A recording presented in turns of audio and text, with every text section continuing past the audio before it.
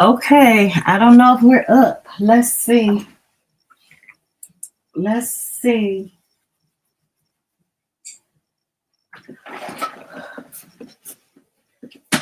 I don't know, but we're going to keep moving. So we are prepping today. We are prepping Simplicity 9618. This is what we call the Marc Jacob's dupe because of the sizing and the shape of this bag. And of course, because it allows you to put on your own statement also, like there shows the tote bag. So I have made this bag before. Let me show you what of a mess I made. So this is my first version. I made it with the foam. No, not the foam. I made it with the iron-on fleece. And it made it really soft to me. So it didn't have any structure to me. So I'm going to redo it. Sorry if y'all can hear my family in the background, but hey, it is what it is. So I don't like how that turned out. I don't like how the handles turned out. I was supposed to go and try to find more products. That didn't happen. But I'm going to choose my fabric today. We're not going to be on here long. We're going to choose some fabric and hopefully cut out the foam. And I want to make the larger size today. So that's what we're working on. And I probably will choose my structure. I don't like how that turned out. So because I'm going to use this to go with my Atlanta Frocktails outfit,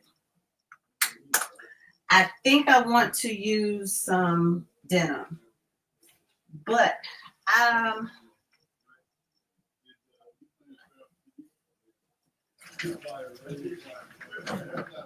yeah, this is supposed to be the jacket that I'm using. I don't think y'all can't see none of that. This is the denim.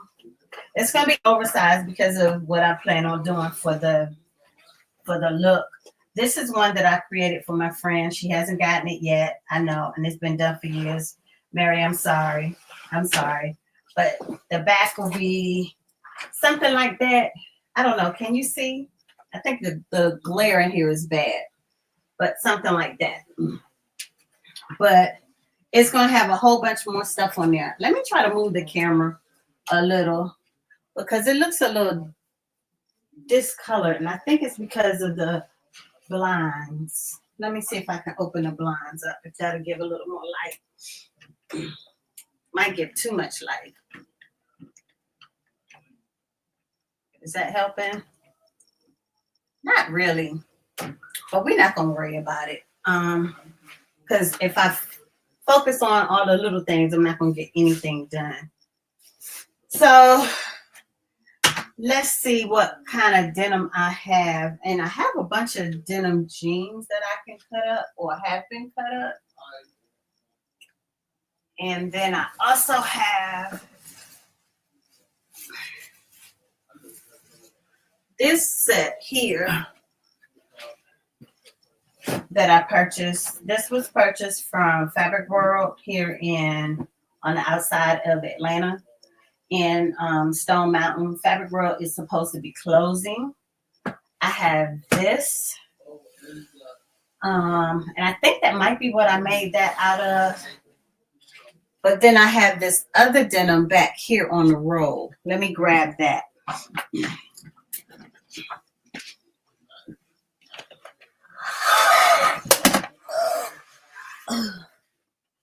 I know you can't see me, but I have this huge roll here. And this is really stiff. I still can't see it. Can you see it? Okay, this here. I think this is more comparable to that. And for a bag, I think this might work better than this. I may use this as my accent, my straps and things. I think that's what we're going to do. So let's get some of this started to be cut. I already have my pattern cut out. And we're going to be working with view C, the larger bag, because I'm going to use this as my work bag once I'm finished. So let's clear off the table, first of all. That's always a big problem. I never completely clean up. But we're going to do it today. We're going to stay on track. I know. Shut up. Don't say it. Don't say it. I was an hour late. But I really have to come down here earlier than 30 minutes prior because it takes me longer than that to get set up. So, and my mind just wasn't in it, y'all. Do you ever get just frustrated with everything? And that's me. I know what I want to do, but I just got totally frustrated. And I didn't want to do anything. Okay, y'all, hold on. 1 minute. Give me 1 minute. I'll be right back. 1 minute. Let's see. Can I quiet for a second?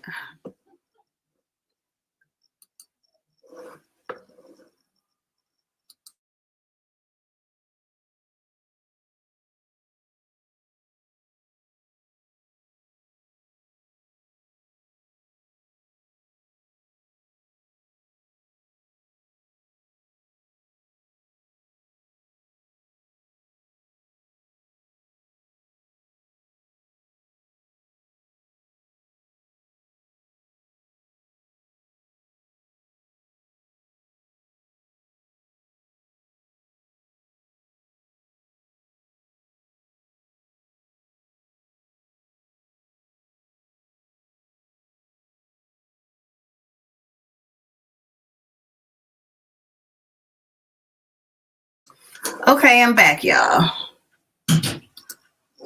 So I'm back.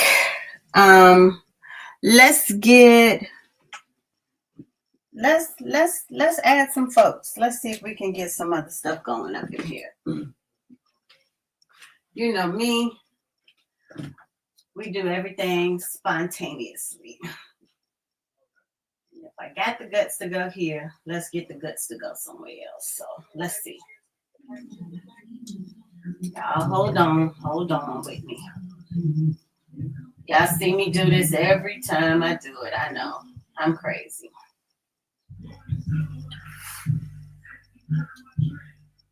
They would be loud. They always do that to me.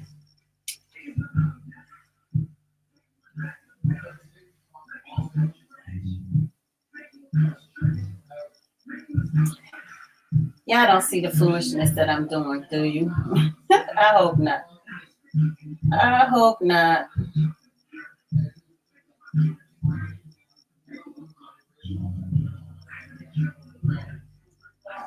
Let's see. Prepping pattern S9618. And I think I'm going to edit this one after I'm done. Okay. Here we go, y'all. I get nervous every time.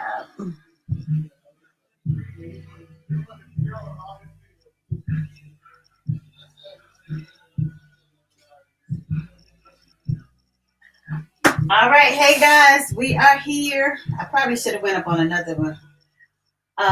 We're here. We are prepping Sunday prepping. So let me see if I can quiet the family a little bit more because they're quite loud. Hold on.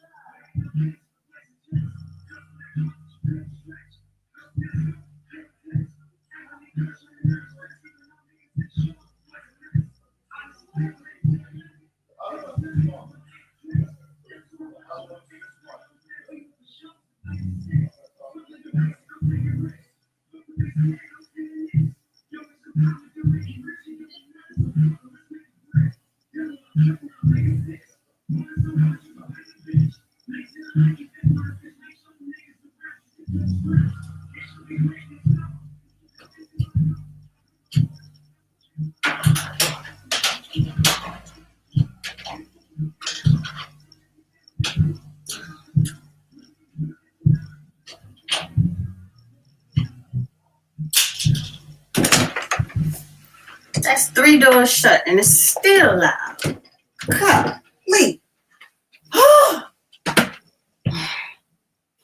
Hey. I'm sorry, y'all. They just loud. My family is just loud. Hey, thanks for joining. Hey, how are you? Hey, Samara, how are you? Good to see you. Hi. Hey, thank you for the flowers. Okay, y'all, so we're prepping here today. I'm prepping this bag. Here go my pattern pieces. And as I've already got fussed at about the way I look because I didn't come on here prepared to be cute. But it's okay. We working. I'm doing great. How are you? I'm missing you. I'm going to make this bigger so hopefully I can see. I'm doing good. Doing good. We miss you around our parts. Nobody else might not tell you, but I'm going to tell you, we miss you. We miss you. How's it been?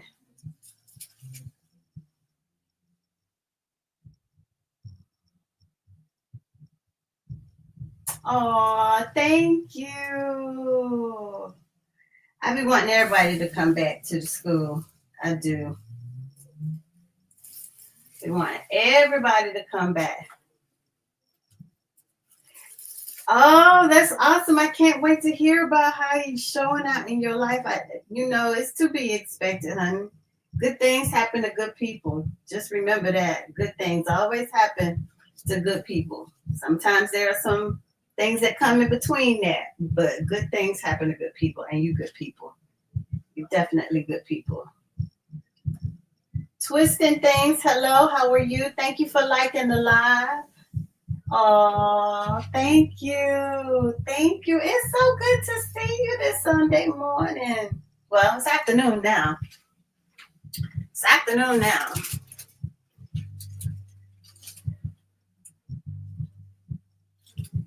Hey, Zealand. Hey, thank you for stopping by. If y'all stopping in just to say hello, if you could tap the live. Tap the live. That's what it always tell me to say. Tap the live. Tap the live. I'm going to cut this piece down so I can double it over. I'm doubling over. Are you sewing anything, twisting things? Do you sew? I think you do sew. Or do you crochet or knit? I think I've seen you on here. Do I want to use my electric cutter since I got to cut this? We're going to give it a go. Is it charged? It's charged. It is charged. Y'all hold on. It's going to be loud for a minute.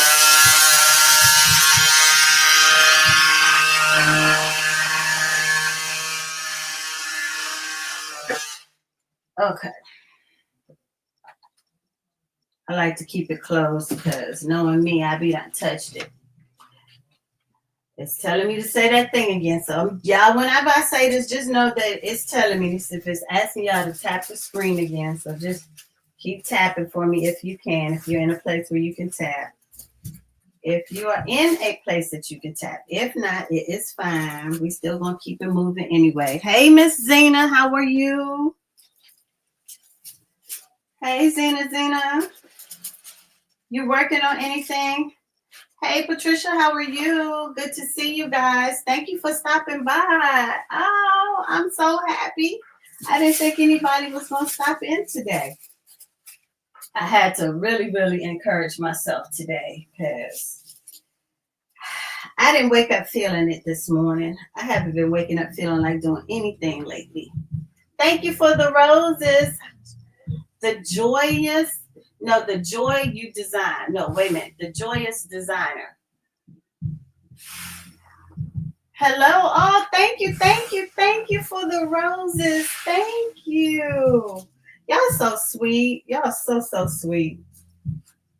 Y'all don't know how much I appreciate it because I really wasn't feeling it today.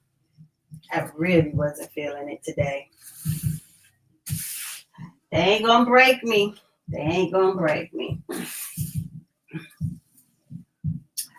Zena said, I'm good. You're still working on my notes and getting things done, but gotta get settled with hubby. Okay.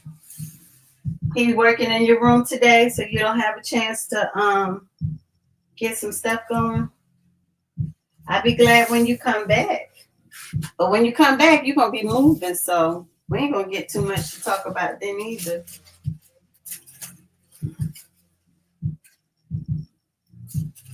Let's do this one first. So this one is on the fold. And how many do I need to cut? I need to cut 2 on the fold. No, he started a new career. Yeah, I remember you told me that. Hello, everyone. Thanks again, y'all, for tapping. I really appreciate y'all tapping. Thank you. So we're gonna fold it up this way. And we're going to make the 2 cuts at the same time. I am now working on Simplicity 9618. That's this. This is what I'm working on today. Yeah, this is the what we call the Marc Jacob dupe. That handbag. And I made it once before. Didn't turn out like I wanted. Well, it kind of did. For my first bag, it wasn't so bad.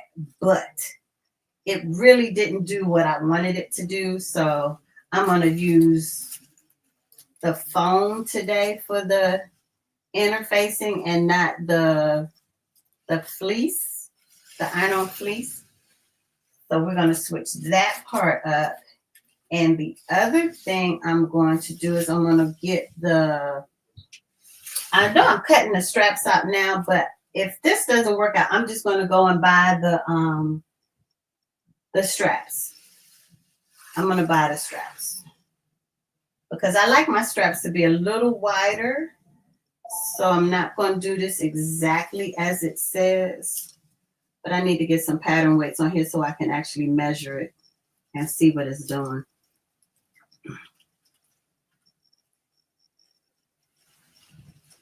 Oh, you'll be back home on Wednesday? Oh, good. Hello, Tina. How are you? Thank you for stopping by. If while you stopping by, if y'all could tap the screen, that'd be great. Tap, tap, tap the screen. Whew.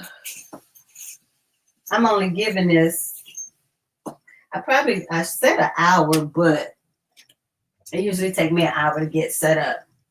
Always a work in progress we make and improve. You got that right. Always a work in progress, but we complete works in progress around here. That is the goal, to complete works in progress. I'm gonna get these whips done. Hence I pull from my whip jar. Have y'all seen me doing my whip jar pulls? I've been pulling things out of my jar that I haven't completed or I want to remake, and I've started that process. So I call that my whip jar sewing. And this pattern is this week's whip jar. So I pulled it last Sunday, but I just put the video up today because that's what we're working on today. Oh, thank you, Zena. You just watched it. Hey, Miss Rochelle, how are you? I saw you guys were going to come back up and work on the Dallas duffel. I wanted to do it, but I couldn't find any fabric. So I wasn't ready. I was not ready. Wasn't ready. But I'm still, I might go back and do it another time. Y'all work fast and I work real slow, and I don't like to hold y'all up.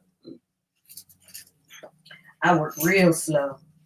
As you can see, I'm still trying to line this up.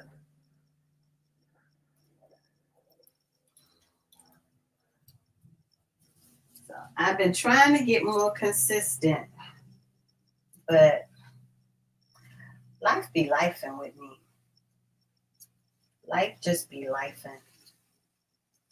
And it don't be nothing serious most of the time. Just me. Just me. Thank you. Thank you. Thank you. So you have a great week also. Have a great, awesome week. Let's see. That says cut 2. So this will give me 2 on the fold. Yeah, because I'll cut that down on that end. And this says cut 2. So I can cut 2 of those in this section. Cut 2 of fabric. That's this one. I can cut 2 of that. I need to do this one this way. Let's see. Can I get that? Nope. I don't have enough to do that one that way. Yeah, it's never enough hours in the day for me. Never, never, never. But we're still just going to keep going. That's all I can do is just keep going. That is all I can do. So we're going to cut 2 of lining. This is not going to be my lining fabric. Cut 2 of fabric, cut 2 of fabric. 2 of fabric on the fold, cut 2 on the fold of interfacing. This one is just cut 2, so I'm assuming that's just fabric. This is the flap. Oh, that's the part that go in the middle. Okay, so this is the flap for C, and I think that's the one I'm doing for C. C, yep. Okay, so let's move this down. Can I get some more in there? So anybody working on anything? Miss Zena, I know you were taking a bunch of notes. So I can just cut that when I cut this piece. 2 of line. I don't know what I'm going to put on the inside yet. What should I put on the inside?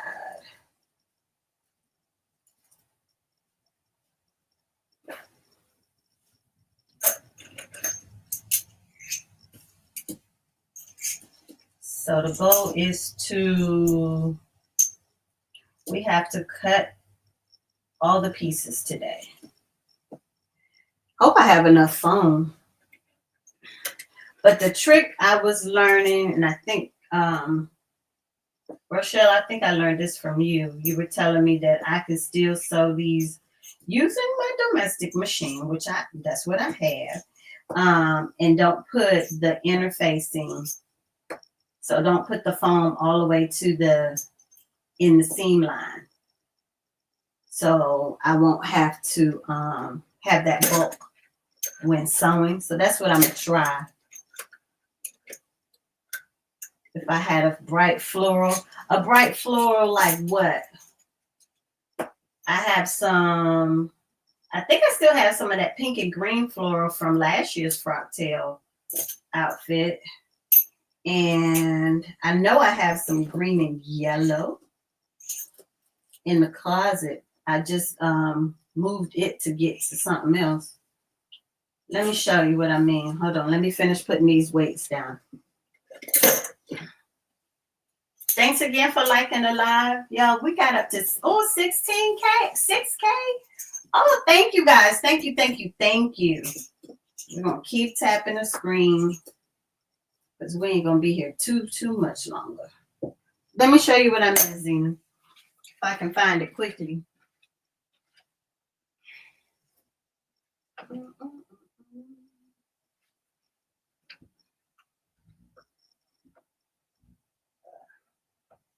It would be at the bottom.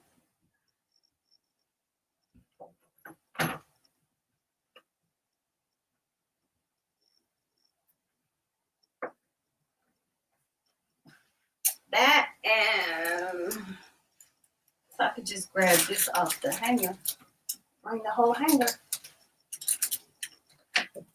Not that hanger, this hanger.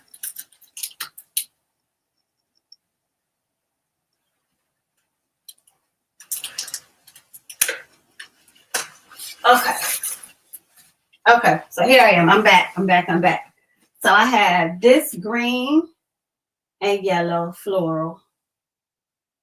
And then I have some more of this somewhere. I know I have some more of this somewhere. Those are I don't buy a lot of florals, but those two had caught my eye because, you know, pink is my favorite color. And then I bought those at the same time from Fabric World years ago. I have a lot of Ankara, but let me cut this and then I start pulling some more. What you think? Did you like that one? Did you like that one?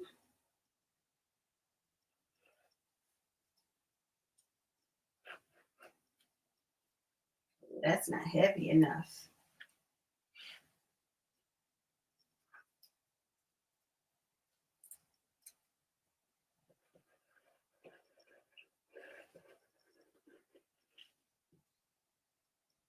The green and pink is given AKA. I know. I always get that said. I'm not an AKA though. I'm not. We didn't have that in the school I went to. We didn't have any sororities in my school. Sororities or fraternities. That's what happened when you go to them small private schools. But nothing against AKA, because if they had it, I would have pledged. Believe you me, I would have pledged. As a child, that's what my thoughts always went to for AKA. No other sorority, only AKA. You said you barely got by. You know, but we made it. We made it.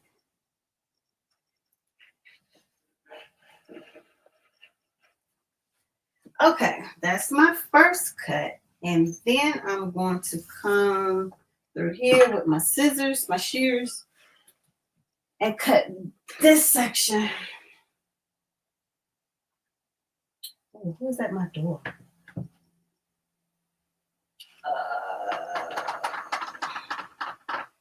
A measuring tape, y'all. I got project stuff all over the place. All over the place.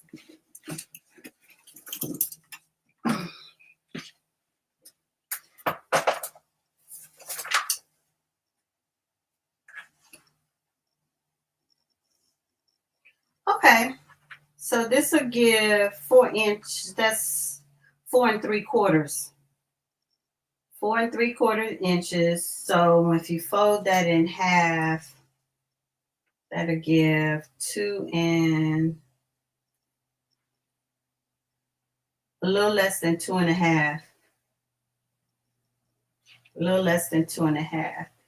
I kind of like my straps bigger than that, but I'm gonna have to work with it. Like I said, if they're too thin, I'll just use something else. I'll go and buy, what is it, webbing? But I need thick webbing. I can find it. But I have to go to the new fine. Well, it's not. It is newer than the one I used to go to, Fine Fabric. Fine Fabric in Norcross is closed. And that one was the closest one to me. So now I have to go all the way to the Jonesboro one. And yeah, I'm not too good at that one yet. So I'm going to grab some pins so I can transfer these marks.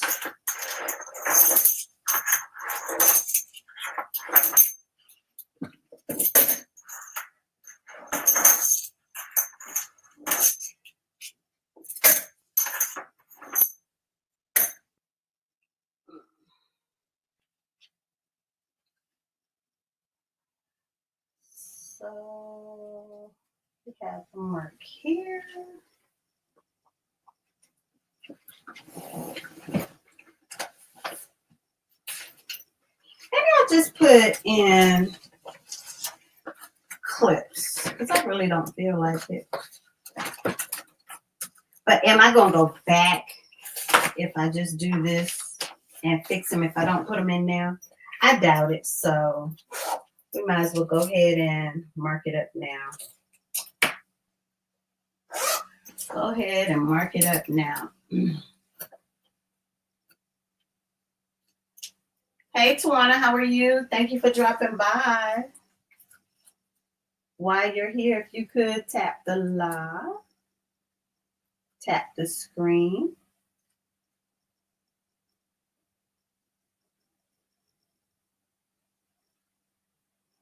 It's too quiet. First, I was saying it was too loud. Now I'm talking about it's too quiet. Say, make up your mind. Just make up your mind.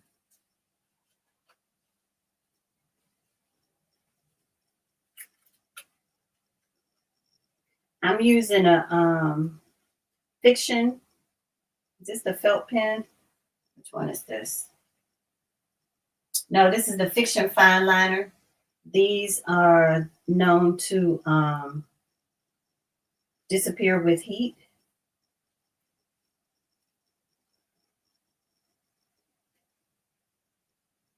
I have several different sets of these friction pens. Have you ever used these? I like them. But I also like them for planer pens.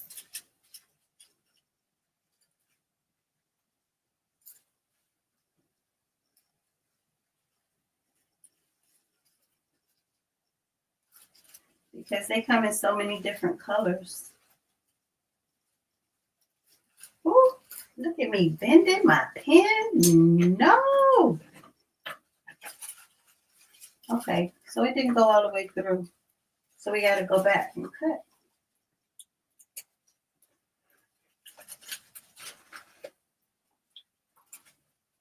You have the ballpoint. I didn't know if they had any other type. Oh, you saw them on Project Runway? Oh, they did have a season where they were one of the sponsors. I had found them on some of the planner videos that I used to watch on YouTube. But I didn't know about this little trick that it does till later. I'm not going to use those. I don't want to bend all my glass ones. And I got a lot of these glass ones, but I don't want to bend them up either. Now this one is no good. We're going to use these. Plus they're a lot thicker. Go through all of this material.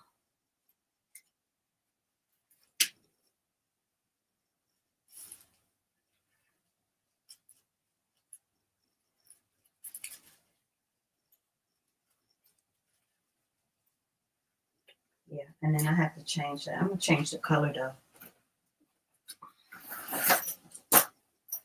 Gonna change the color. Angelina's, hello. Trying to see what will come out good on this. The yellow show up good.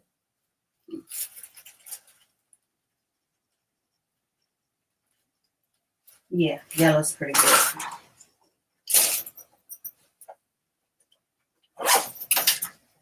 Yeah, I just keep these right here under my table so that I can just pull them out and use them whenever I need them.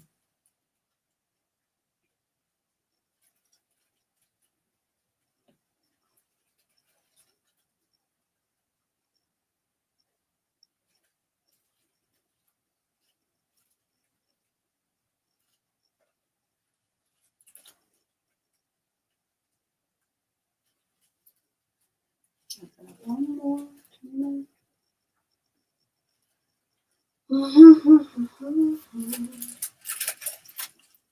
I usually have Project Runway on whenever I'm in here sewing, but they kind of pulled them off a lot of the things. It's not on. I used to watch it on Netflix. It's not on Netflix. It used to be on Hulu. Hulu. Is that it? How you say Hulu? I forget. It's not on there anymore. 2 seasons, right? 2 seasons. And I used to just watch it and let it just play season after season after season. But I guess they went something through something with Tim and Heidi when they changed it over. But I thought once they changed it over, it's at least 3 of those seasons. But I heard it's a new season supposed to be coming out too. Oh yeah, it's some legal stuff going on. They didn't want their likeness in anything that had to do with it, I'm told. But I didn't think, I know Heidi was just a host. She didn't really own any part of the show from what I knew. But it's folks like me who I get inspiration when watching them. So it would have been great to keep it on. Would have been great.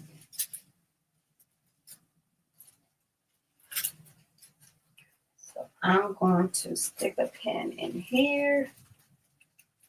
Keep those together because I also have to cut interfacing from that. That part is done. TP the Queen. Hello, how are you? Thank you for tapping the live. Thank you for stopping by. Good afternoon. Just stopping by to show some love. Have a blessed day. Oh, thank you, thank you, thank you so much for stopping by. We're going to go ahead and cut. This is supposed to be the pocket. Right now, I'm cutting it out of the regular fabric because I don't know what lining I'm going to be using yet. So for now, it's going to be the same as the outside. But is that going to make a big difference to me right now? It's not. Not at all. Hey D, how you doing?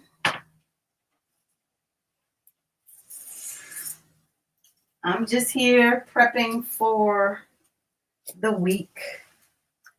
I did my my whip jar pull for next week today, but I did this week's last week, but I never posted it, so I posted it this morning. So I'm working on Simplicity 9618. Thank you for the heart me. Thank you. Yeah, I'm working on the Marc Jacobs dupe. I'm going to give that another try. See if I can do anything this time. The last one turned out so flimsy, but I'm going to try it again. This time I'm going to use, hey, blessed Tina, how are you? Thank you for stopping by. I'm going to try it with this fabric. This is the fabric I did. It's a little stiffer, but it's the same one I did the your pattern with, D. I did the party peplum with, which is still on my mannequin back there on my dress form. I did the party peplum with this and some Ankara fabric. I need my little snips or my little scissors. Here we go. So I'm gonna try it again. I like the weight of it and the color. And I'm not sure what contrast yet.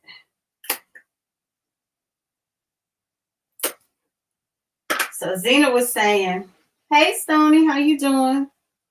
That a flower for the inside would be good. So she asked me if I had some flowers. I have this floral and I have some more of this floral, but I don't know which one to cut for the lining yet. I haven't decided. That's always the hardest part for me, deciding the fabrics. And then this part, prepping the patterns. It drives me crazy. Drives me crazy. Just like this silence is about to drive me crazy. Stony, did you finish cutting out your project for this week? Well, for today, probably. You'll probably finish it today.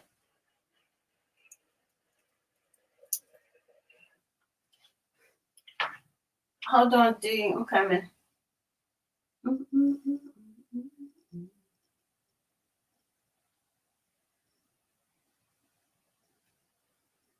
Did it work? Hey, girl. How you doing? Well, how are you? Doing well. Doing well. This beautiful Sunday. What you working on? I did a draft on the top and a skirt. That's what I'm working on now. Mm-hmm.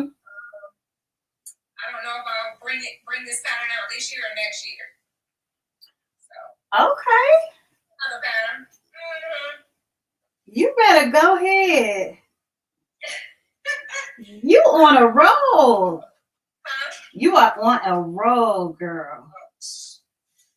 Look, my husband is out and about. When I got the house all to myself, girl, I can be creating, honey. Child, I had to come out of here twice until I said, I just told you I was going live. I just told you. And you turn your music up louder. I was like, Yeah, it was like, are you going on live? I was like, I don't know. Yeah, with his motorcycle friends, and I'm in the house. Like, I don't know.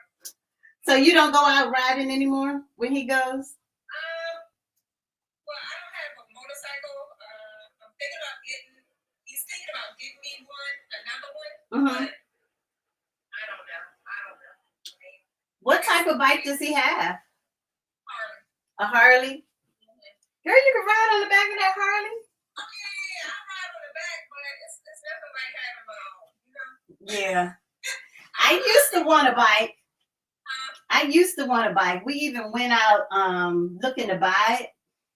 And the guy I wanted one of the cute big bikes, the Myrtle when you go to Myrtle Beach and they on the bikes for Bike Fest and all that. I had the whole thing planned out, the matching outfit, the helmet, all of that. So my husband was like, let me see you get on this bike.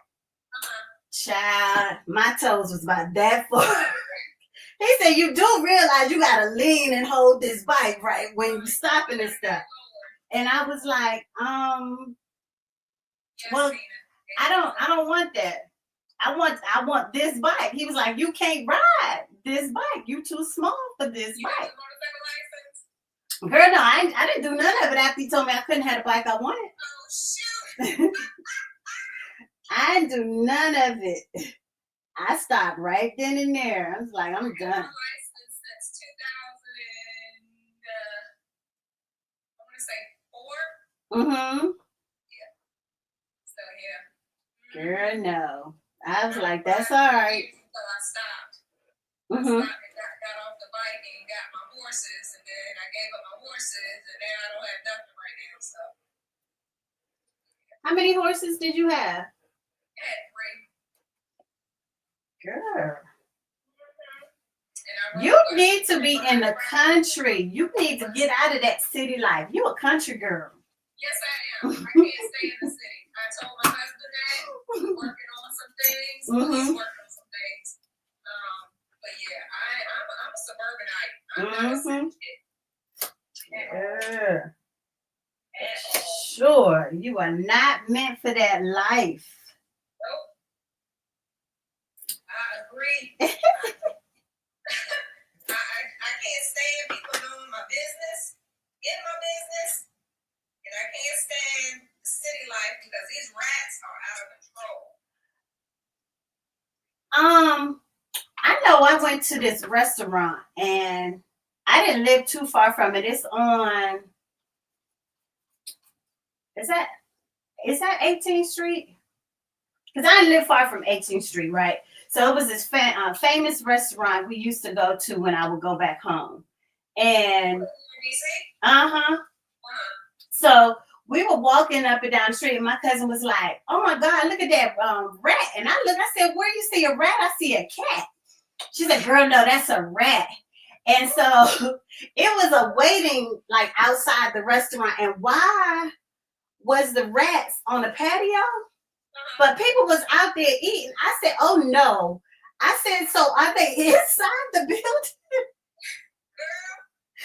I died. I said, if y'all don't get me out of this place. I mean, this lady was on one of her reels. She was walking down the sidewalk and saw 2 rats fighting, and she videotaped it. They were paying no attention to the pedestrians or anything. They were just fighting. And then when I went up to my little garden and checked my strawberries, I'm seeing them ninjas out your way? Back and forth during the day. Yeah, they out there. Oh no. Girl, they're getting bad in the district. Oh no. Because I remember I used to always say because we used to ride the trains because we didn't drive when I'm back home. Yeah, she said, tell her about your light. Oh, okay, light. Oh, this is just a camera, like what photographers use for their lighting. This is just the frame of it, the stand of it. It's a stand on the floor. Hold on. Let me show you. It's a stand on the floor with a water weight to keep it down. And up and down, and it just goes up and down. And I just put my ring light on the top of it. That was pretty nifty. Yeah. So instead of having the straight stand for the ring light, I just attached it to this hole here and wrapped my cord around it so it would be in the way of filming and stuff when I do my tutorials. Yeah. And you can put your camera, or you put your phone on it. Both. Both. Yeah, camera and phone. Yeah. I purchased this pole. It was like $100 off of Amazon. That's cool. Oh, you're welcome. No problem. Yeah, it gives me enough light. Yeah, to do what I have to do. That's a good idea. Because this one I bought, supposed to bend and everything, that thing stopped right here. And then it go over like this. So it still won't be high enough to get a full look. So I was like, forget it. Yeah, I can adjust this to go higher or lower, what have you. That's a good idea. Yeah. It's one of these poles that a lot of photographers use for their lighting, for those like umbrella type of things they put. Oh, okay. It's a metal tripod. It comes in a bag. It came with clips. It also came with the water bag for weight. You can put sand in it or water. And you use it with the water, not the sand. Yeah, that's an awesome idea. This thing does come in handy. Cause you look like you ain't got no worries about seeing. Got your light right overhead. No, plus I had like ceiling lights in the ceiling, so pocket lights in the ceiling. So it gives me some extra light. I'm working with a little space, so I gotta make it work for me right now. Your space is little? Yeah, girl. I'm like, this is the dining room table we don't even use. I can't fit no dining room table in here. And it's like the kitchen is right here. With bar stools. Yep. So. I remember when I started, I was working because at the time my kids were all home. So I was working in the dining room. And I would leave it set up. I had they got the foldable cutting, the cardboard ones. So I put that on top of the dining room table. Had that out. I had my little machine here. And I would just cut and do everything right there. Then I started getting piles of stuff. He was like, if you don't get this stuff out of my dining room. This is a regular, like, a cheap IKEA table that has the sleeve. You can put the sleeve in the middle. It has attachable sleeves that you can take in or take out. And I just put, these cutting mats over the top of it. The espresso table. And for height, I just put these like little cup things. See them? Oh yeah, like the bed risers. Yeah.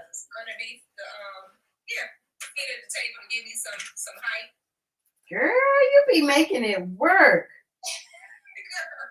Girl. Instead of me bending over so much, it comes up to my waist, and I'm 5'5.5". I ain't even that tall, and I got this table right up here. My husband's like, "Why do you want the table high?" I said, "Well, I think it's a good idea until I got it this high, and then I can't reach on the sides of it." It's pretty long. The table's pretty long. Oh yeah, that's a good size. You could give a whole thing a whole size for you on that table. Yeah. If I move some stuff off of it. That's my problem also. Because I'm selling like some of my outfits on my website that I made and haven't worn. Like I'm selling this cape. I did like $45. Oh, that's cute. I ain't seen you do that pattern. The mini G cape. I wore this for Frocktails in 2020. Is that the one with the sleeves or without the sleeves? Is that the one where you stand like this? Okay, yeah. Without the sleeves. The sleeves Sleeves on butt. Oh, girl, that's cute. You need to be selling that for more than 45. Well, I'm just trying to get a lot of stuff, out of my closet. I hear you. It's on my website for sale. If somebody wants it, and it's, But 45 is cheap. That lining in there is cute. I think it's 45. I think that's what I have on my website. And I'm also selling this jumper. It's a black denim with the green top stitching. That's cute too. A button up. Girl, you better post that stuff that you said is on your website. You better post that stuff is for sale. Yeah, I am.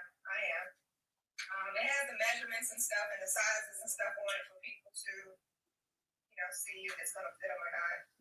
Girl, you lucky I ain't your size. I be done bought that stuff right on up. Yeah. And you sew like a superstar. I be rocking this. Yes, it's handmade. Don't ask who handmade it, but it's handmade. Right. This is custom. Selling this blazer as well. Is that wool or quarter? Yeah, it's wool. Oh, girl. That better not be 45. I haven't put this on the website yet. Okay. I have to add some more buttonholes on it for buttons. But it has the satin. It's satin lining, cream satin lining. Girl. That's nice. Well, pockets. Thank you, Zena. And how many times did you wear that? None. None. It's been hanging in my closet. I have not worn this at all. None. So I have the gold buttons on it. If y'all, anybody likes gold stuff. Sure, and if they don't, they can at least put their own buttons on it. Sure. Well, yeah. They could do that part. You did everything else. Yeah, true. Sure. Yeah, this is gonna go on sale too. And shoulder bags. And this is a size medium. Size medium. Girl, that's cute. That's just too cute. I got so much stuff. Yeah. I wish the stuff in my closet that I sewn that I haven't worn was that cute. Sure. But we getting there. We are learning. How long you been sewing? Girl, off and on for a long time. Let's see. Mimi's last conference was in. Oh gosh, that was years ago. Yeah, so that was my second one that I went to. And I went to the one before that. I would say since almost 10 years. Probably almost 10 years. Because I was working in pre-K when I started. I had one of the subs at my school. She used to come all the time. And she was like, I can teach y'all how to sew. Hey. And so she just bought her sewing machine to the school. And I went and purchased, I had already had a sewing machine because I used to do stuff like overlays for my my dancers. Right. But those was just like a straight stitch. I take one long piece of fabric and do a straight stitch all the way up, and that was it, right? She was like, "Oh no, I can get you to sew for real." And I was like, "Okay, cool." So I bought my machine. We left it at the school. We made some baby blankets for a girl who had was just having a baby. One of the teachers, baby blankets. We made bibs, and then she started teaching us how to cut out the patterns. And it went from there.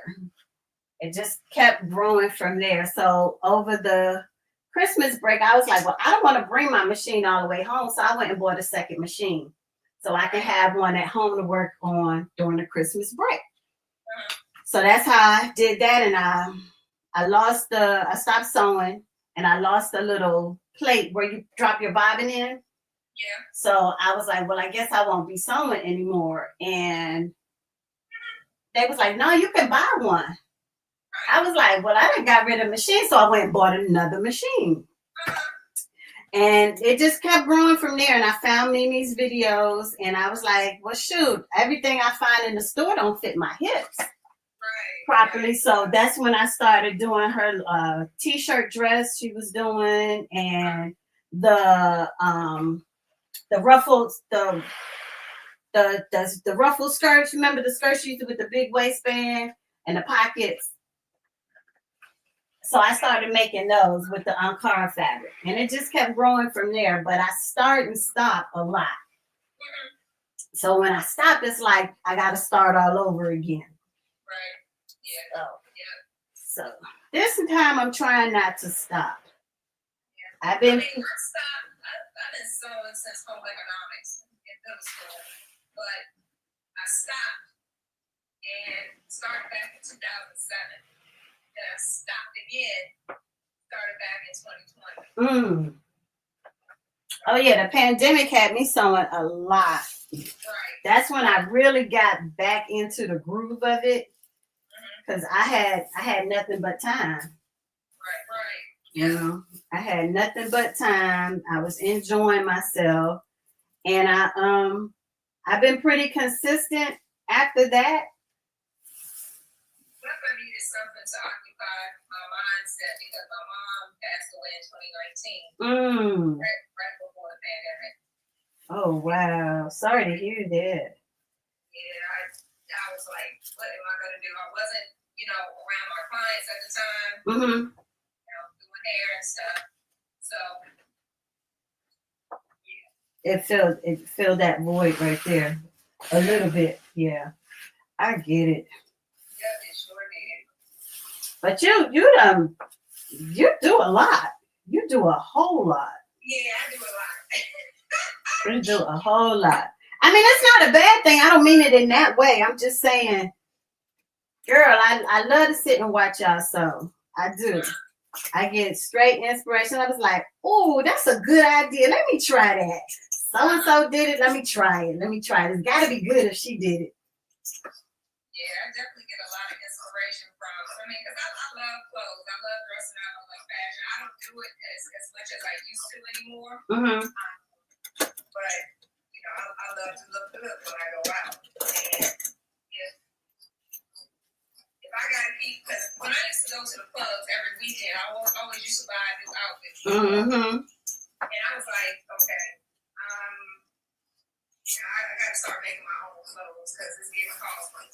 I used to do the same thing. And I'm not the person that always didn't want to wear it like 2 or 3 times. The outfit 2 or 3 times. I just like a new, fresh, nice outfit. And yeah, I was like, no, this is kind of costly. I need to start saving my money. My cookies. Your cookies. So yeah, that's another reason why I want to start making my own clothes. So I actually want to get into alterations because that's how that was the whole reason for starting, because I'm short. So I always have to get something taken up. And then I'm hippie, so I always got to get something taken out. So I used to spend a lot in paying for alterations. And so when I started learning to sew, it didn't really deal with how to fix the problem. So I had to learn how to make the stuff so that I can fix the problem. Right. So I still want to eventually get into it, but I think that's a whole different ball game, because you got to take it apart and then you got to put it back in a certain way to make it look the same. What? The pattern? Yeah. Well, yeah, that's what I'm doing now, but it's really easy. It's not that difficult. Not that difficult at all. Well, I haven't gotten to that yet. I truly learned a lot from the Patten Making Academy.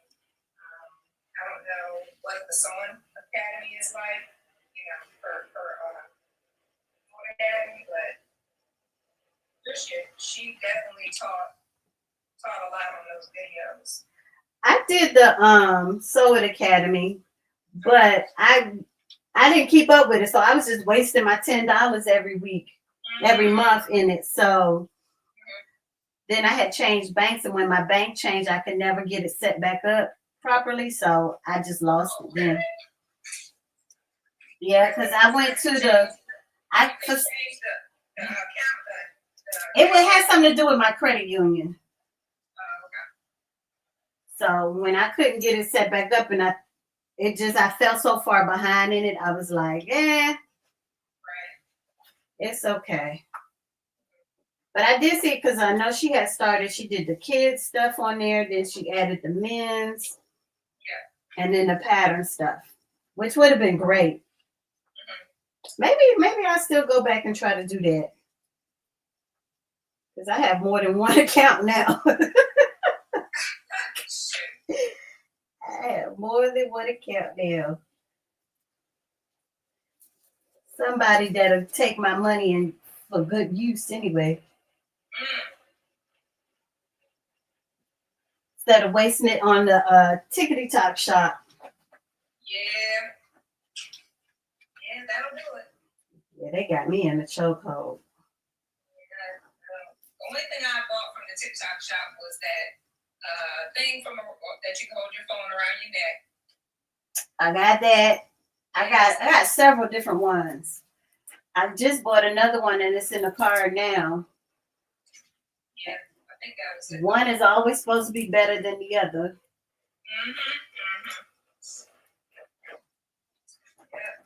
Yeah. So, but I don't know.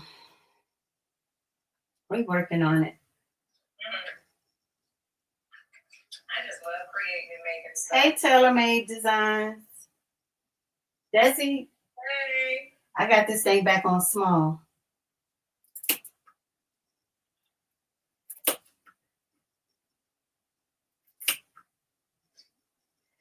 So you're going to be going up live this week?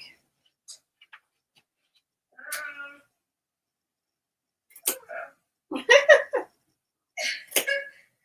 don't know. I'm just trying to hurry up and put out these patterns. The banging balm I'm still trying to put out. I got so much on my plate. But you almost finished with that one though, right? Yeah, I have to. I'm splitting the sizes up now from extra small to extra large and 1X to 5X. So I have to. After that, I gotta lay them out and put them on my.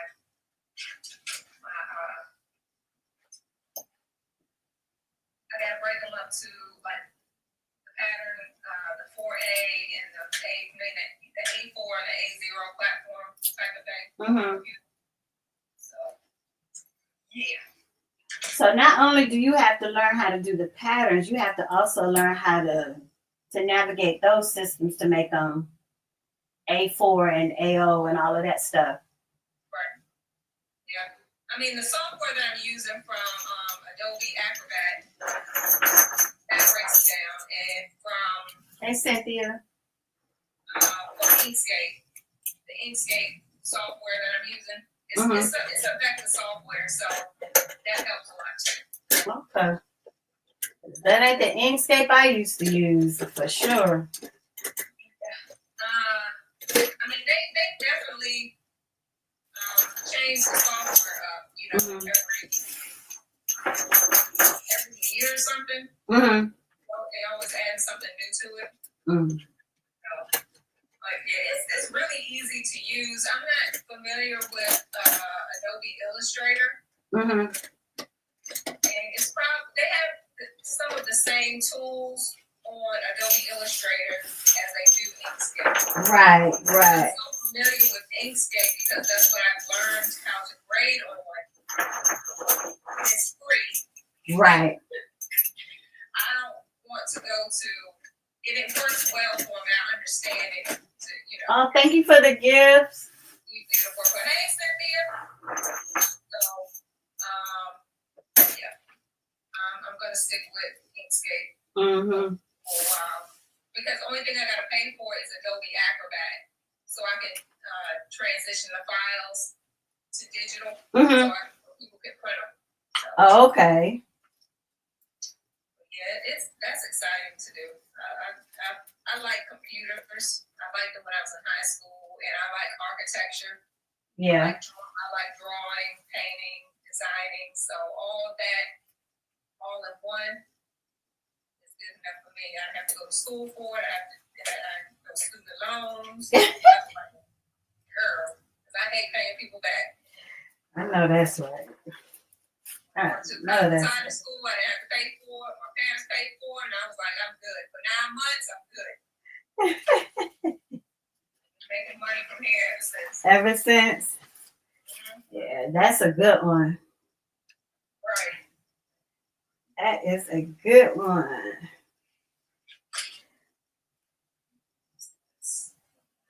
I got all these different stitch lines I need to follow.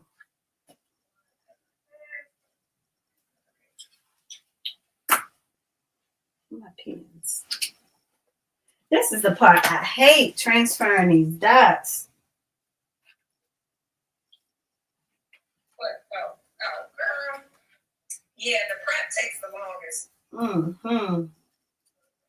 See, and one thing about my patterns, I try to make them as easy as possible for myself and for others. But sometimes it depends on how many pieces.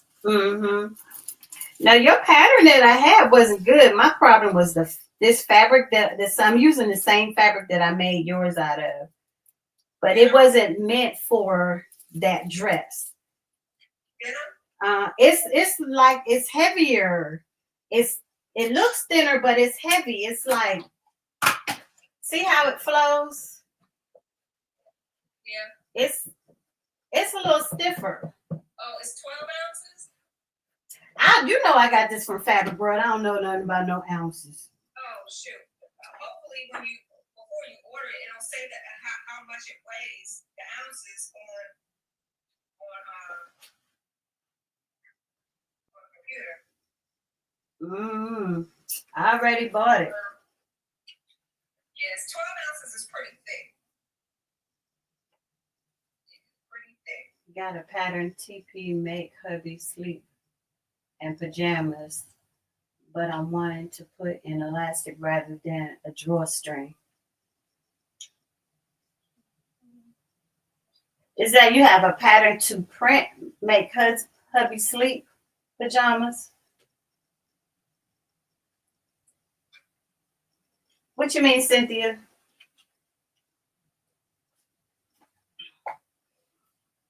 You can easily do drawstring instead of elastic. You just, instead of putting the elastic in, you can feed the string right through there. Yep. That's an easy fix for you.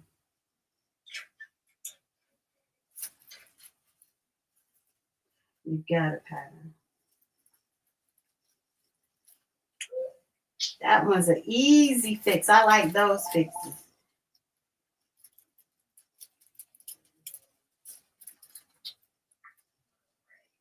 Like those.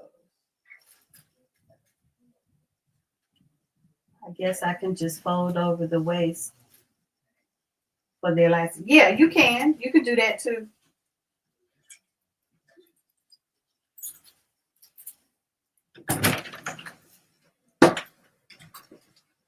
Okay.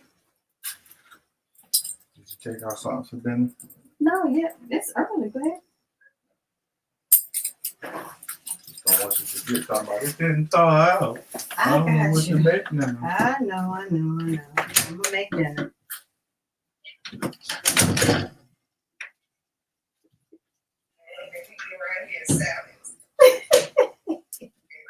good with that.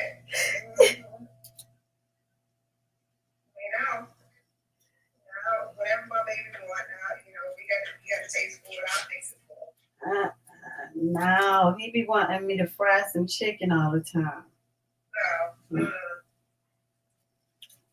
He'll take fried chicken. I be like, no, we're gonna bake it. Ever since we done vegan, it's been real easy for me. Only fruit and vegetables. That's it. Then my son is back with me, but he's usually a vegetarian, but I guess since he been down on his luck a little bit, he'll eat chicken now. So at least I can make him something with chicken because I'm not too good with the vegetarian meals because I base my meals off of the meat. That's how I decide what I'm cooking. Maybe the other day he had a taste of some nachos. So he ordered this jackfruit off the website. Mm-hmm. It came in like some hot ice and stuff. And I was like, okay. So I cooked it up and I made some queso with sweet potatoes and cashews. And I blended all that up and put the taco seasoning and stuff. Wait. You made queso with sweet potatoes and cashews. And you boil it, you put it in a pot. Same ratio if you use 1 cup of sweet potato, 1 cup of cashews. So both of ratio equal each ratio. You put it in hot water, let it boil for like 15 minutes until the potatoes are tender. Then you can save some of the juices because he wanted jalapenos, so I put jalapenos in there too and cook them to give it some type of heat. Girl. And I saved some of the juice from that, whatever from that, and I blended all that in a blender, pureed it, everything, made it real smooth and creamy. So what made you think of trying sweet potatoes and cashews? Girl, I don't know if I was up there improvising because the recipe I found said yellow potatoes. Use yellow potatoes and cashews. So I was like, I didn't have yellow potatoes. I had sweet potatoes. So went in there, cut up the sweet potatoes, peeled them and everything, and it came out looking like cheese, the color and everything. Yeah. I said, look at this. I mean, I don't know how in the world. Yeah, it honestly, it tastes like cheese. I didn't put any type of cheese flavor or anything in it. Yes, it tastes just like cheese, y'all. I couldn't believe it. Girl, you're gonna have to sell that. Oh shoot. You're gonna have to sell that because that sounds like I would never have thought of that. Yeah, easy and healthy. Like I said, I made my own taco seasoning. I found a recipe for your own taco seasoning. With oregano, paprika, salt, pepper,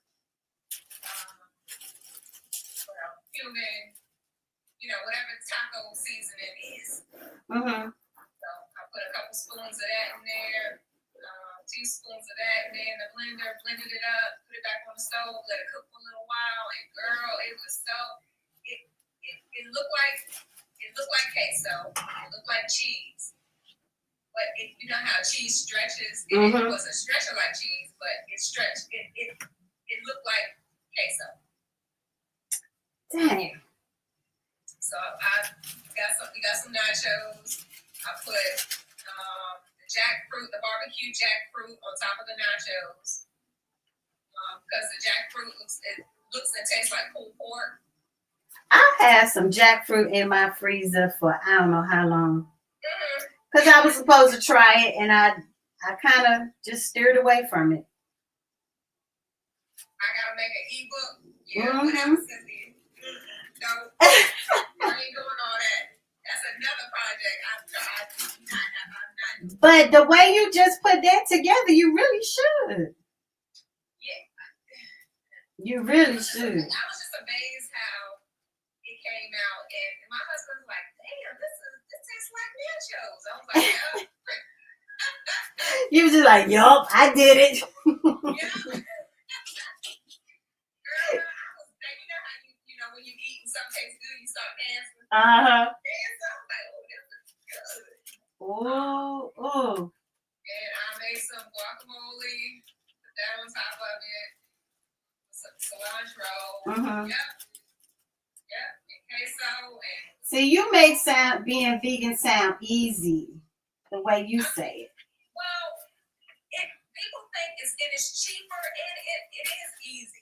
I don't see how it's cheaper. But people see, we don't eat soy. I don't eat anything soy.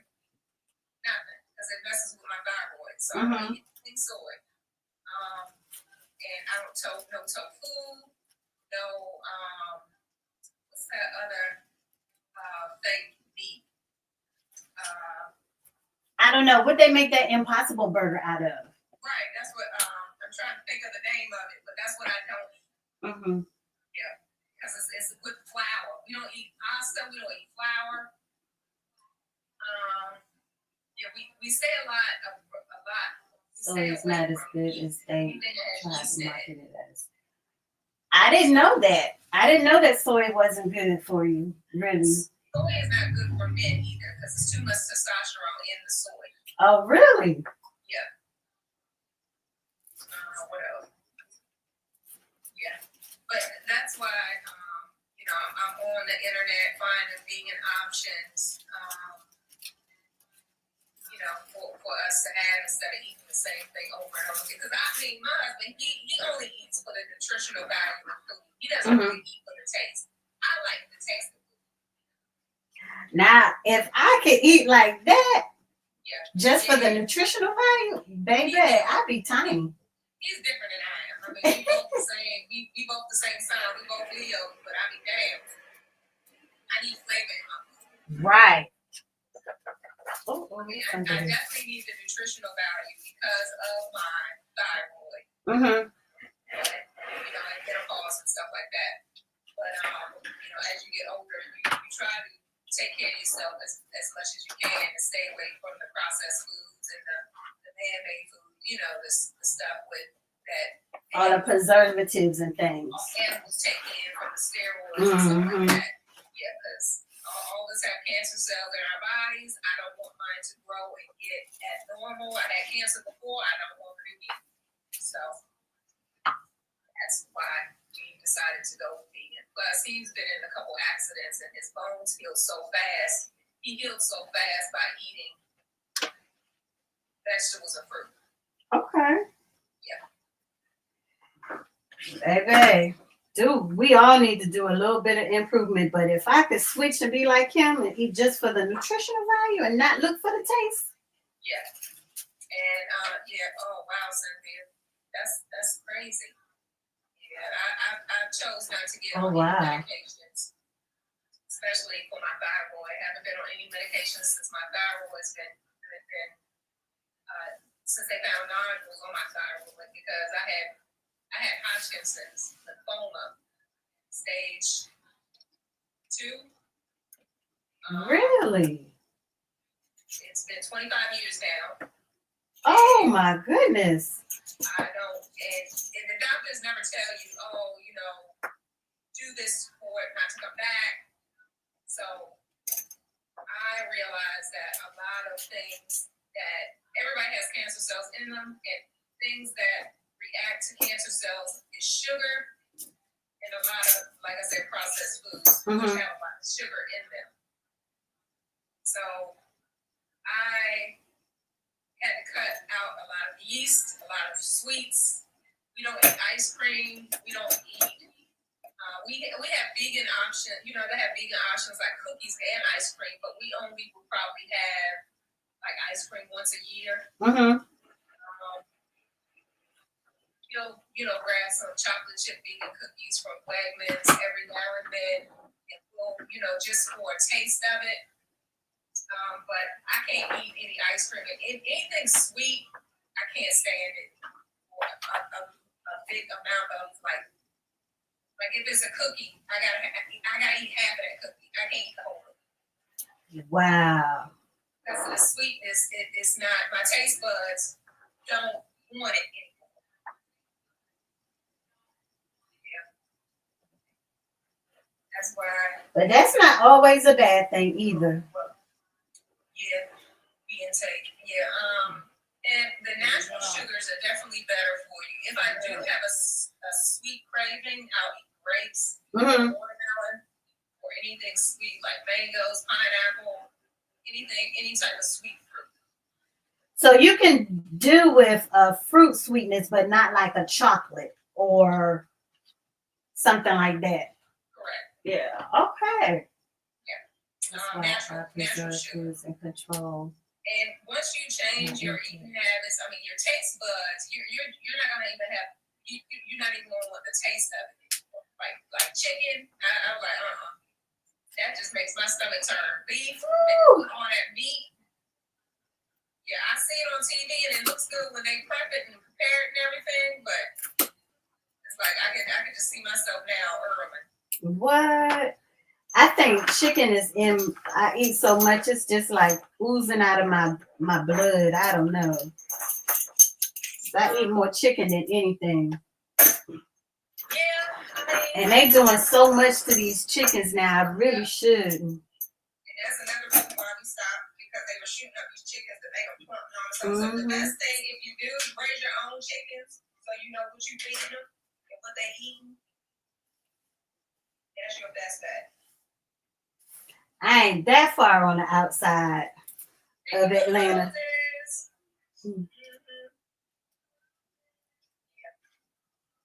Thanks, Devon.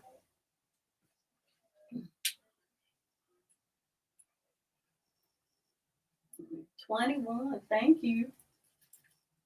So yeah. I don't know. I really do. I say that I'm going to try, but I'd have to take real small baby steps. I would, because I got addicted to coffee, and I don't even like the taste of coffee, but I got to have a cup of coffee every day. And why? Because of the sugar that I put in it.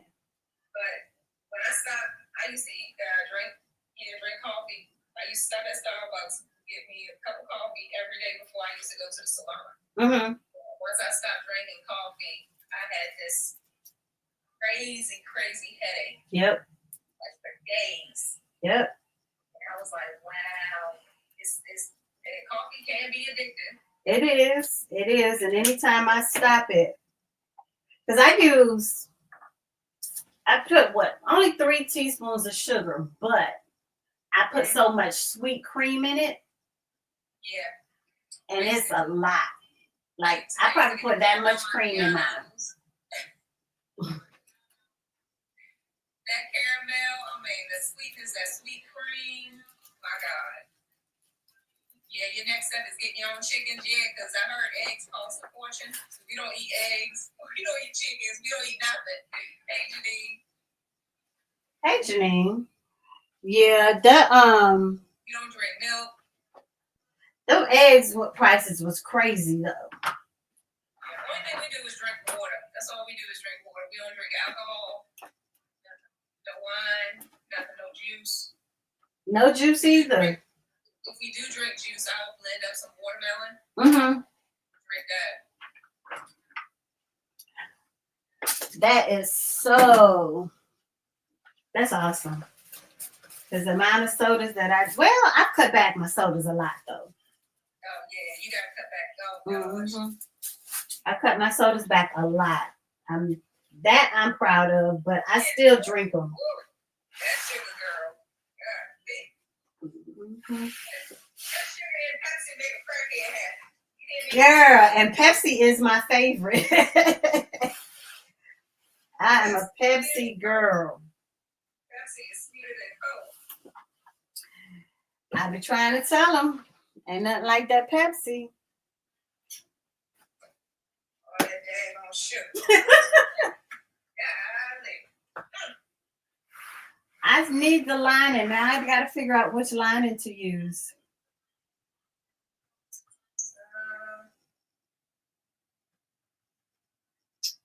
Should I do the green? The green lining? The green and yellow flowers. This one.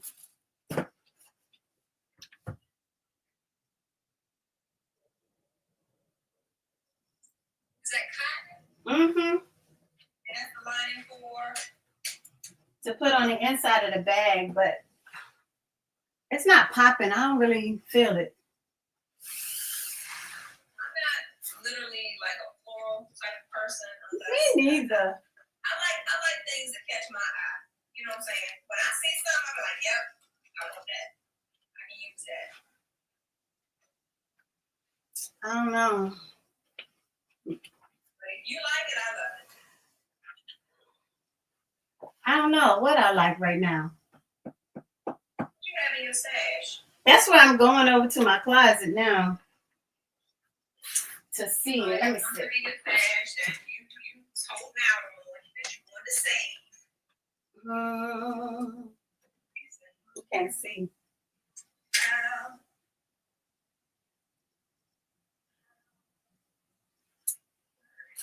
The way I got this stuff hanging in here, you can't really tell.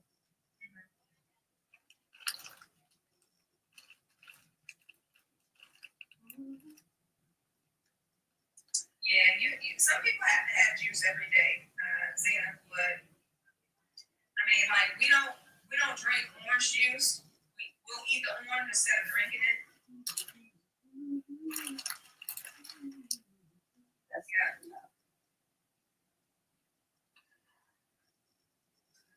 Yeah. And I don't really need a light color because this is gonna be inside the bag. It's gonna get dirty. I can't wait for this one. This is gonna be a cute little skirt. Are those pleats? Yep. Yeah, I love a pocket.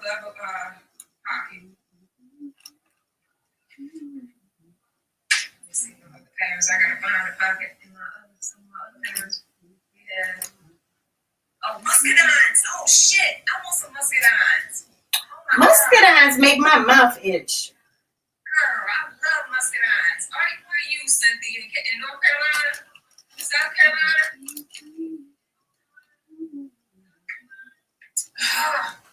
My father used to have a muscadine grape bush, a grapevine in the back of our yard. No, it's okay. I love muscadines. They are so good. I don't know why. They used to make my mouth itch. Pineapples used to make my mouth itch, but now I can eat a pineapple. It don't bother me. So I guess that's when I was younger. So things change as you get older. Yeah, they do. They need to go in a scrap basket. That's too small. The gold ones. Oh yeah, I used to eat the gold ones. I don't know that much about the purple ones. That was the ones we had, purple. I never had a gold one. Oh yeah, my father used to make some wine, muscadine wine, peach wine. He used to make what's that other fruit? It wasn't strawberry. It was other fruit. You know about it? Oh, it used to be so great. With the peach wine, girl. Woo. Blackberry wine. Yes. Yes, that's it. Blackberry wine. Yep, in the garage. And he would make it ferment, he would ferment it. He would put that cheesecloth on top of it. And it'd be moldy and everything. I'd be like, ooh. It was good. Yep. Oh.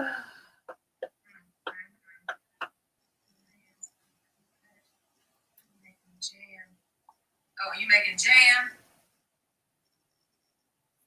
Zena, you making jam? Okay. You said beat that.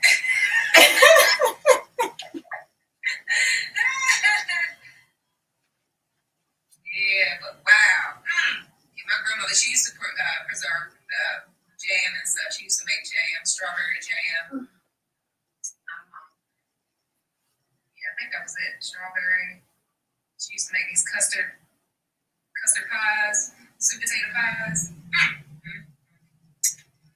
Yeah, back in the day, I think that's where I get it from. I love cooking. But would you eat a sweet potato pie now? And is that too sweet? No. No? I'll make it. Because for the sugar that I use maple syrup. instead of sugar. Now, if a recipe asks for like raw cane sugar, Mm-hmm. then I'll do that. But I don't use none of that white sugar. Nope.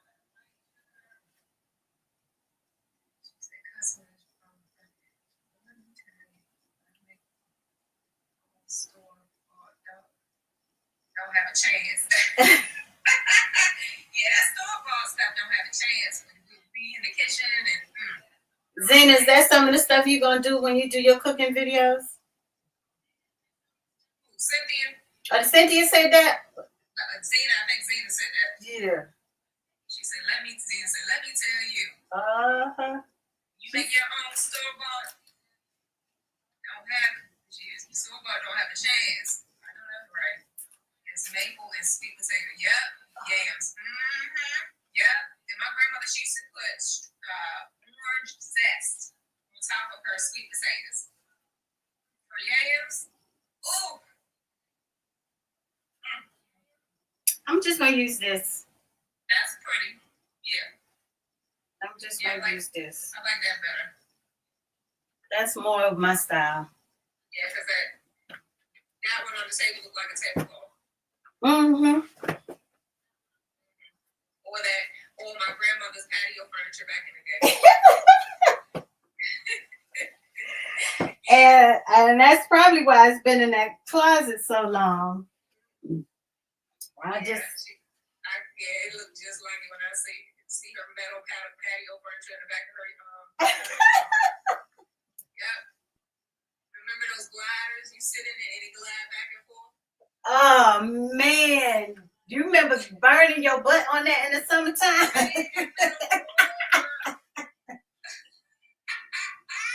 Yes. Who invented metal furniture? Oh my God. Man, between that and them fold-up chairs, remember the fold-up chairs with the little plastic? And then you'll fall in between, like one of them plastic things, and you fall in between them little things. Girl. Right, and then they had the nerve to have those, the ones with the net. I mean, it would weave in and out. Yep. Like pizza crust. And you would get up and you had that whole weave on the whole. Right, on your leg. Yep. Got that right. I had all of that. That print mark be on your leg. Oh my God. And then don't sit in no fiberglass chair. You be getting up itching like shit. Or remember the what's that chair that used to glide, like just used to bounce like this? Yeah. That hot metal chair that you used to just bounce like this in. It had like a shell type design in the back. I think we still got one on the back porch. Oh my God. I think so. Green. It sure is. Right. Those gliders, she said we glider metal chairs for kids. Shit. Yeah, those things. Metal, hard. Yeah. Well, I don't have a whole lot left. You have enough? Oh, I got enough, but it's not a lot. All right, so I'm gonna cut this part, and that's gonna be it for today.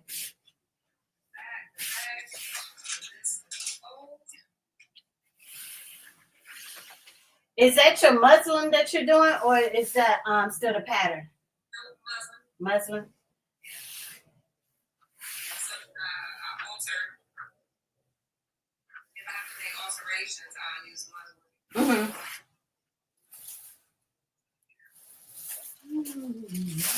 So I need this for the lining.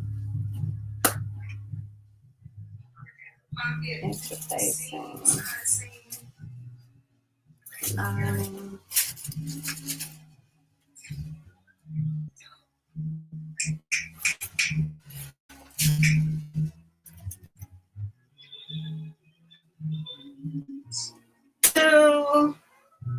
Two. What else needs the lining? This is a flat.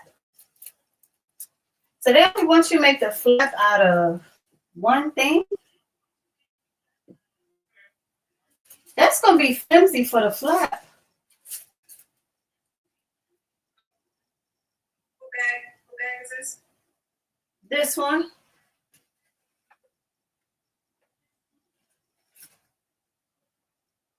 Oh, the Marc Jacob. Mm-hmm. Okay. I did. This is my old one. It was real flimsy. Oh, you need double bill. I don't have no Duckaville, and they keep saying you can buy it at Walmart, but I ain't seen none. I used to buy mine in a roll at Joann's. Huh. I might have to go see if I can find some over there. That'd be the only thing I buy. This is interfacing. This is the next one. So you put the Duckaville. At the bottom for stability. That's on. I think this is the bottom right here. Bottom piece for stability. And if you want it stiffer, you can do it on the sides too. Okay. Cut for for each side of the bag. Don't have to worry about the gusset, the band, the side bands. Mm-hmm. You have to worry about that because the sides, if you put double bill on the sides and at the bottom, that should give it enough stiffness. So it'll stay up. Okay. I think that's on. Is that the same thing as that? The Waywak, the Stiffy. I don't know about Waywak. Does Waywak have double bill? They have. That's the interface and the. Heavy interfacing. Mm-hmm. Heavy. So I would do Duckaville and heavy interfacing. Are you planning to interface the lining? Mm-hmm. Or should I just interface the fashion fabric? Yeah, you could put double bill on the side panels of the denim. You do a light woven interfacing for the lining. That'll give you a nice stability. Okay. So that order, I have to finish that order. It should be here in a couple days if I finish it. It's over. Cynthia said she thinks the oil wax is Profuse. Profuse, yeah, that's what it's called.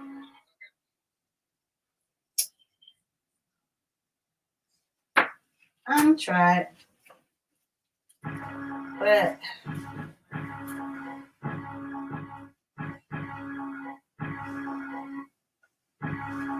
they're back.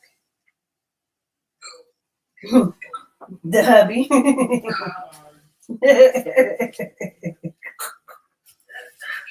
bag. No, he had already been here once and told me what he wanted. Don't forget, take something out the freezer. He already told me that.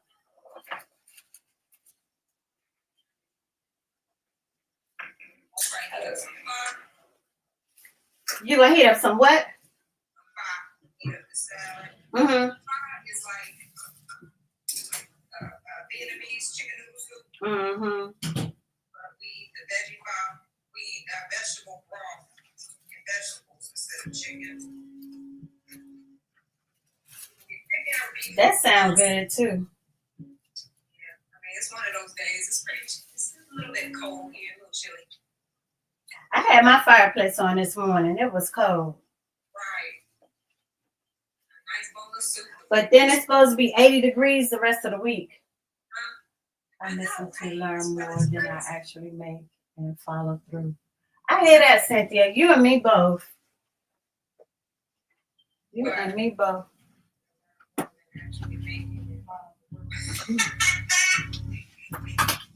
You and me both. Yes, I think that's all a lot of us. See, that's why I don't want any whips on my table, because I don't got time. I gotta knock out the project, and go on to the next. But my mind just be jumping all over the place. Be like, oh, I want to try that. Yeah. The next thing you know, I got 40 whips in a jar. I'll get off track if my mind does that. Yeah. So I'm trying to stick to this, finishing up these, and don't really do too much in between. If I got time to sew something, why not finish what I was working on instead of moving on? Girl, yeah. And some of it is out of season, so that's gonna make it hard if I get to that stuff. But I'm gonna have to do it just so I can finish this stuff up, because like you said, how you got stuff that you had sitting, I got stuff just sitting, and it's not helping. I'm steady buying more patterns and trying to make more things, and I haven't finished the things I already started. So that's the goal. Finish what you started. Mm-hmm. Absolutely. When that day Shamir said, how many do you have? And I was like, it's a lot. She was like, what's a lot? And that's when I went through and I started counting them up. And I was like, 40? That's ridiculous. Wow. But there's still other things down there that I haven't put in there. Like, I got a whole under here.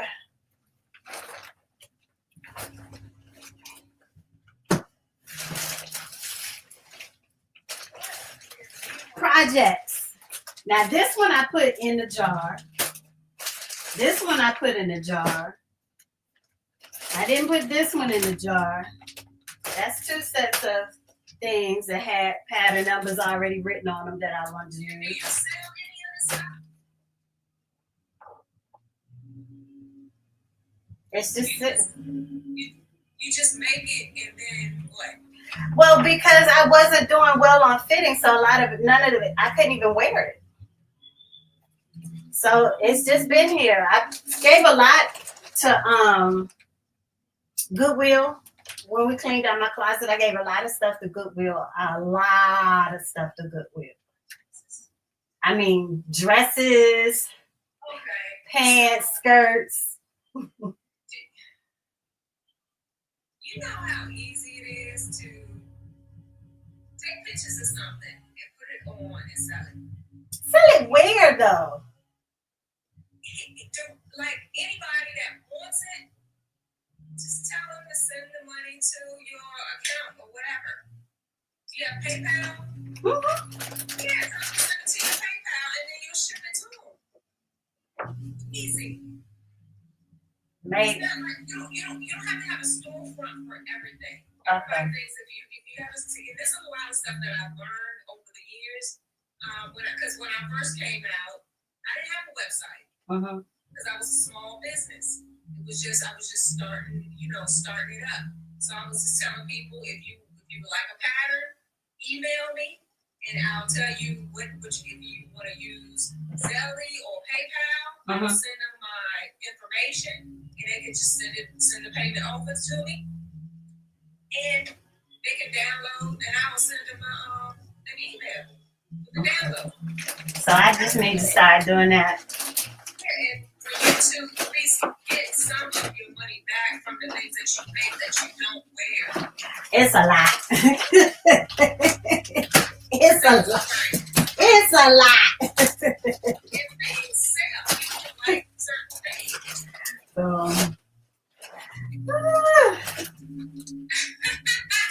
Hey, it's a rat girl. She said, I love you. She's a queen. She is definitely a queen. I'm just like, I gotta go get things out. I don't wait pampered me. Yes, my husband, he pampered me, but if he wasn't here, I would do it on my own, and I wouldn't have a problem with it. I will always find a way to make money. Always. I'm gonna take that and I'm gonna figure it out. It's an easy way to grind. Easy way to grind. I got stuff upon stuff upon stuff upon stuff upon You're not stuff. making any income from it. Right. No, it's just here. So all that stuff that you have right there is money that you can save. And even if you have it all wrapped up like that already, Well, this is stuff that needs to be sewn. Those are projects. okay, so you have the patterns in those little packs with the fabric, right? Mm-hmm. And what else? Yeah, zippers and Some of them have. I was putting all the accessories and all the stuff that needed to go with it in there. Yep. girls, you can sell that package. If people, because they don't have to go out and find the fabric, they don't have to go out and find the zippers or the notions and stuff. It's already in the package. It's a Oh. prep package. Only thing they need to do, you can also cut out the fabric for them, the pattern for them, and ship it. And the only thing they gotta do is put it together. I never thought of that at all. You got the packaging for it already. I got all of that in there. Tina said she sure can. Cynthia said right.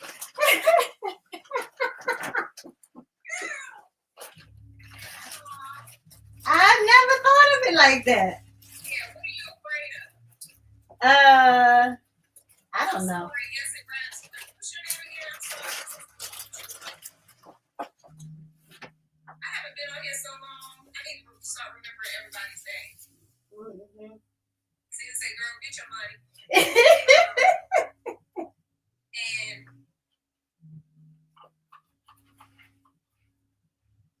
and accentuate the positive said, I will buy that. Is the pattern already cut? They can be. Some of them have been. Because when I was prepping it, I already had the pattern pieces up. Started with a T. Hey, Tanya. Mm-hmm. Yeah. Yep. Easy. Oh, the prepping is so easy. Whatever pattern, and on a piece of paper, on a little, if you're a good typist, you just put out what's in the package. Mm-hmm. What comes in the package? The pattern, the size that you cut out, yeah, the measurements, and then ship it to them. Yeah, it is. It is. It's a confidence issue. I know. It A is. lot of people don't like the prep work. They don't like the prep work. They like easy. And people will pay easy. Like if you just all that work, how much was your fabric? I couldn't even tell you. Okay, well, that's the Like thing. this stuff been packaged up for so long, I couldn't even tell you. Well, Probably because everything I buy is usually, whenever I buy fabric, I buy at least between 3 and 5 yards. That'll give me room to make mistakes. So most of that stuff is between 3 and 5 yards of fabric. okay, 3 to 5 yards of fabric. Mm-hmm. And I probably paid, I know I paid less than, probably $5 a yard. Okay, $5 a yard times, you said how many? 3 yards? Uh-huh. That's $15. Plus the time it takes you to prep, to cut out and everything. So you can add how much you like $25 an hour. Mm-hmm. Or maybe like $10 an hour. Mm-hmm. So if it takes you two or 3 hours, that's $30. 30 plus 15, that's 45. So you just made $45. Plus, you gotta add the notions that you put in. If you gotta add a zipper, Mm-hmm. buttons, add that in there too. Easy. $55, $55 outfit. Wow. Right. You saying wow? Give me that box and I will sell all of it. That's right. Ooh, Easy. girl. This is a very expensive hobby. Yeah. This is a very expensive hobby, and I have a lot of hobbies. I draw, I paint, I sell my portraits, mind you. When I had my house, I sold my portraits. I put them on my house, on my walls. And when I had parties, I would put prices on my paintings. It will be my own art gallery in my house. What? Yes. And people are like, can I get that? Can I get that? Frame it all. Oh, wow. Girl, you got some ideas. Your sanctuary is a business. Where you live is a business. It's a tax write-off. The student has become the teacher. Yes. Yes, D. Yes. Mm. I got some stuff to do. I got some stuff to do. These are money makers. These hands is a gift that you have to put out in the world. Yeah, I've had a couple friends that have been telling me for a long time that I'm wasting away. But like she said, it's a confidence level. It is. It's definitely There's some love, there. y'all. There's some hearts and something. I mean, It do. I've learned over the years being a business owner. Learning from my husband, he's a business owner. From doing hair for 30 plus years, from selling everything from hats to t-shirts to anything from my paintings. I was an entrepreneur when I was in high school. In my art class, I would get like posters and stuff and sell my posters, people's nicknames on them, and I would airbrush them, graffiti on the posters and sell them for like $5. You know what I'm saying? I do hair in my father's basement, $20 to $40 a head back in the day. It's just things that you have that you just think of, you can make money from.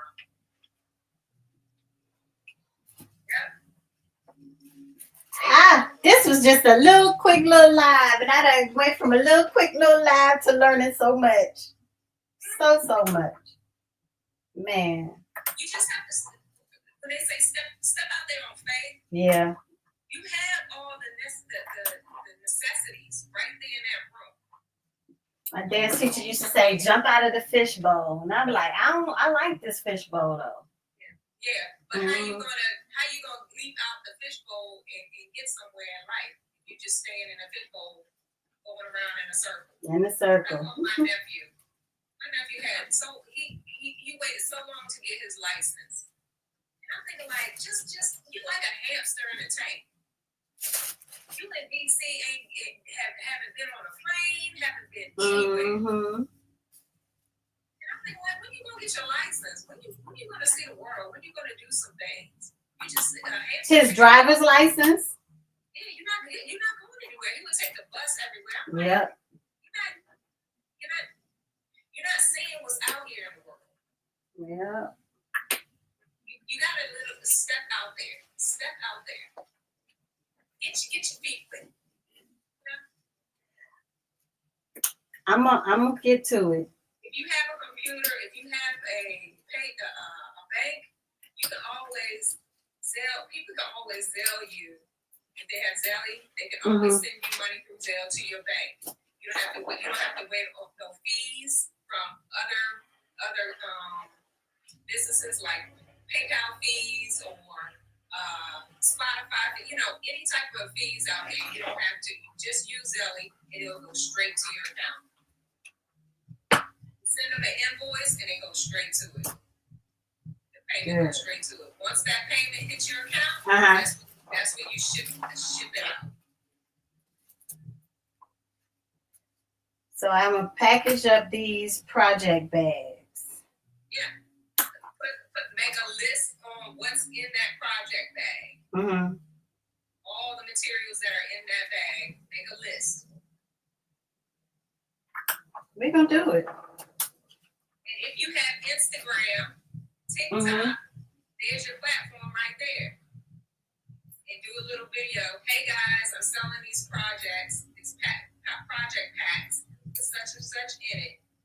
If you're interested, the price I'm gonna list down below. Hey, Toya. Direct message me if you're interested. Hey, Latoya. Yep. Yeah.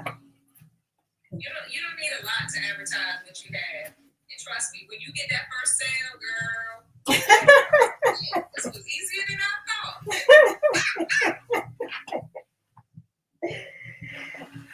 I'm gonna do it. I'm gonna get to it this week because hopefully I can get this bag whipped up out of there, and we're gonna get on it this week. Yep. And so you said the time frame. How soon can you get it done? Right. Yeah. I can. Right now, prepping, cutting.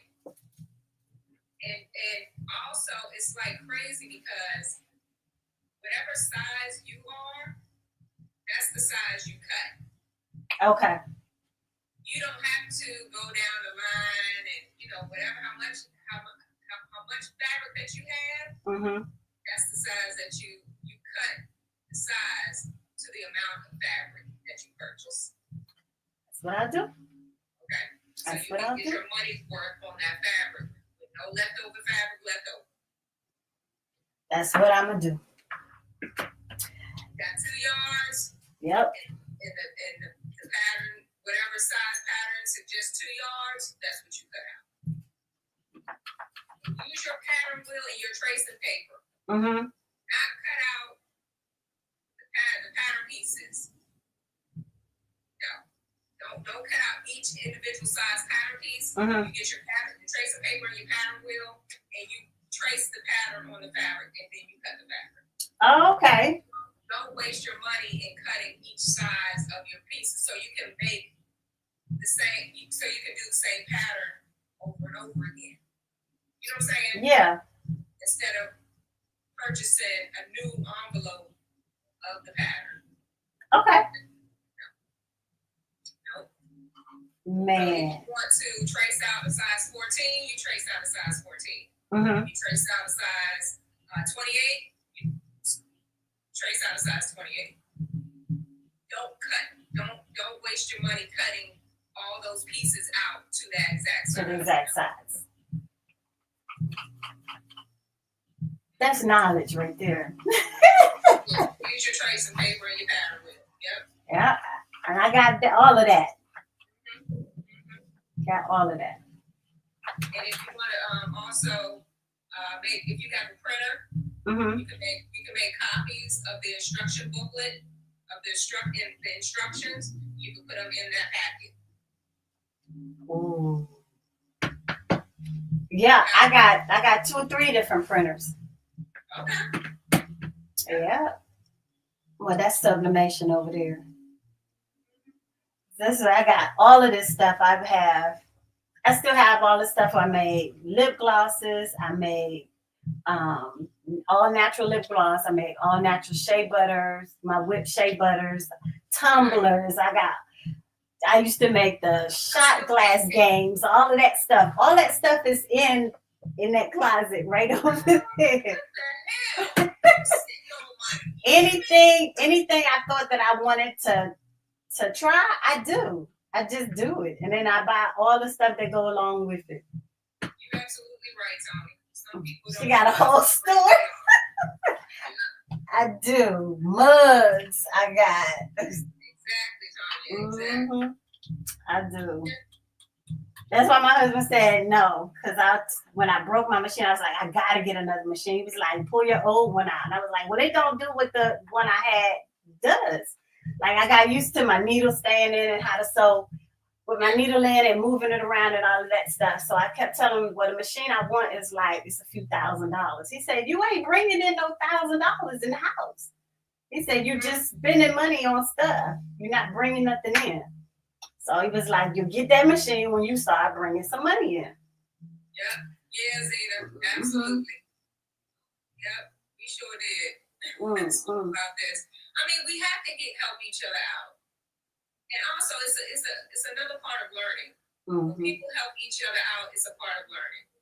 Some things people can't just get past what they already, the knowledge they know. We need to know more. Yep. And this is part of it. I know I just learned a big thing. I mean, easy. I mean, my husband, he was like, you're on that computer every day, all day. And why do I have to tell you certain things? I said, because you see different things than I will see different things. He has different views as well as I have different views. Seeing certain things of how to accomplish getting coins, getting goods. You know? So he's a numbers guy.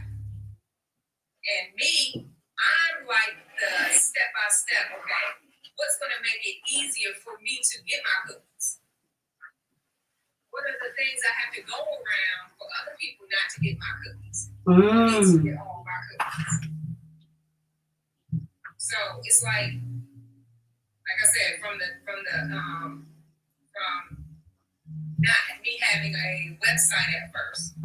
It was like you a small business, don't get a website yet until you start making money, start making cookies. Right. And I was like, yeah, you're right. He said, don't put out a lot of cookies out there when you're not making anything right now. You're working backwards. I was like, yeah, true. And you know how people always say you have to make cookies, you have to spend cookies to make cookies. Easy ways to get my money. I hear you. I hear you. I'm just not listening. I hear you. Like seriously. Because time is money. While I'm sitting here making this pattern, right now I'm gonna reap the benefits later. Yeah. That's another thing. It doesn't take a lot to do what I do. Oh, thank you for the 10K. Thank you. It only takes time. Right. Because when I got out of hair, I was like, do I want to be behind a sewing machine all day, every day, sewing up outfits for people to purchase, or do I want to make it easier for myself?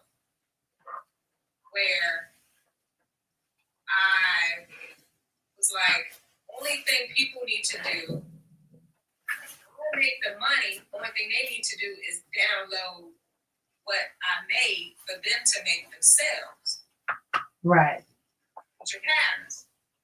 Easy. Only thing I have to do, I took that PMA class. That was what was it? It was on sale for, I think, $7 a month or something, or $12 a month or something like that. The Patten Making Academy, when they had a special. I took advantage of that. I was like, okay, well, let me learn how to make patterns. Because I already knew how to sew, but I wanted to know how do they typically, how do you make a pattern?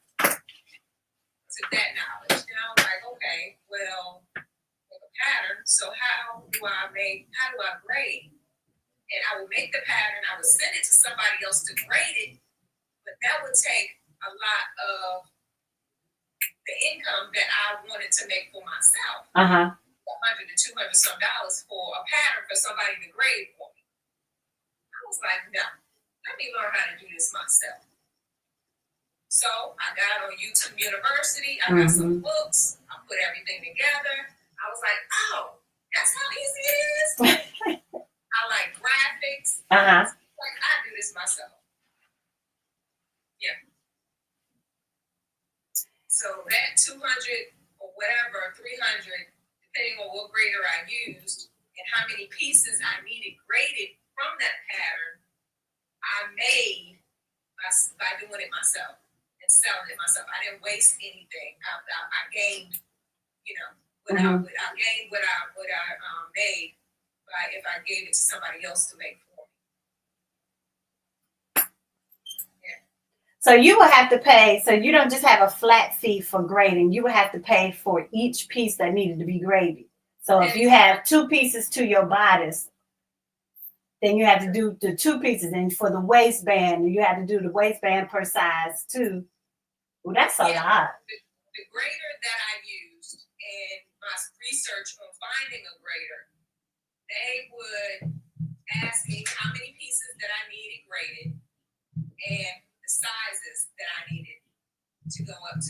Mm-hmm. From if it was from 4 to 28, Mm-hmm. that would cost around $200 to $300.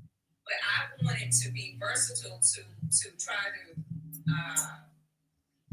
cater to everybody's size, Mm-hmm. 4 to 32. But that's more money. And I was like, I'll do it myself. And when I started doing my own patterns, I can grade up to whatever size I want because I'm doing it myself. Because you're doing it yourself. Right. So That's awesome. And I'm breaking down the sizes like they would do on Simplicity. Mm-hmm. I break down the sizes on what I want to sell. If it is from 4 to 12, or from 14 to 28, Mm-hmm. you know, from 30 to 34, you know, stuff like that. Right. And I break it down in sizes where I can still get, I instead of selling all the sizes in one package, I can break it down in 3 packages and reap the benefits Of the 3. The 3s, correct. See, I'm glad you came up here. I'm so glad you came up here. I mean, some people just need that motivation. You can do it. If you're doing what you're doing now, you can do anything. Anything. I know people always ask me, where'd you get that? Where'd you get that? And you be like, I made it. So I used to get And I don't think I like sewing for people. No, I tried it. I don't really like it. But what I'm saying is, you can make that same outfit in a package where somebody else can sew it. Uh-huh. Or they can give it to someone else to sew it for For them. them. You don't have to do it. Mm-hmm. You still getting paid by just prepping for somebody else to sew. We're gonna work this out. Easy. We're gonna work this out for sure. Easy. Yeah. You got all the materials there. You got a printer. You got paper. You got ink. Mm-hmm. Yeah. Mm-hmm. You got the time because I'm retired. You retired? But you do what? This stuff on the weekends? And mostly on the weekends. Well, you can pick certain days you do this stuff. Mm-hmm. Yep. I bet you it's probably $200 some worth of packages already in that box. 200 You might be right. or more. Because when we used to go to the quilt shows and stuff, and we would get specialty fabric. You might be right. Yeah. You might be right. $300, which you can use that to even find where you live. I'm outside of Atlanta. Oh shit! You got a lack of fabric places to go to. I'm outside of Atlanta. Mm-hmm. Here, we gotta do everything on run here. This is like a fabric desert in Maryland, DC, and DMV area. I know, because I tried to do a fabric shopping tour when I go home, and it's not too much to choose from. I had G Street Fabric, and I think one other place. The little stores we have, they jack up the prices because there's no stores. And then I even had to go far. Like, there's no Joann's in the city. Zena said, we're going to have these talks, so don't forget. I'm not going to forget Zena. I'm not going to forget Zena. I'm not. Zena, when is the clapper thing happening? Is that what you're talking about? Uh-huh. I don't think we had set a date yet. We were saying we were going to come together and set a date just in case. But we can still do it over here, too. But that was to try to get used to learning how to use the clap. The clapper? Okay. Mm-hmm. Clapper app. Mm-hmm. Yeah, it's just, hey, I can talk about things that I've experienced. other things, other things that y'all want to talk about. If I have any experience in any of the questions or whatever, then yeah, I will give you my honest opinion and my knowledge. Yeah, that's Things that I've been that's through it. That's the main thing. Hey Beth, how you doing?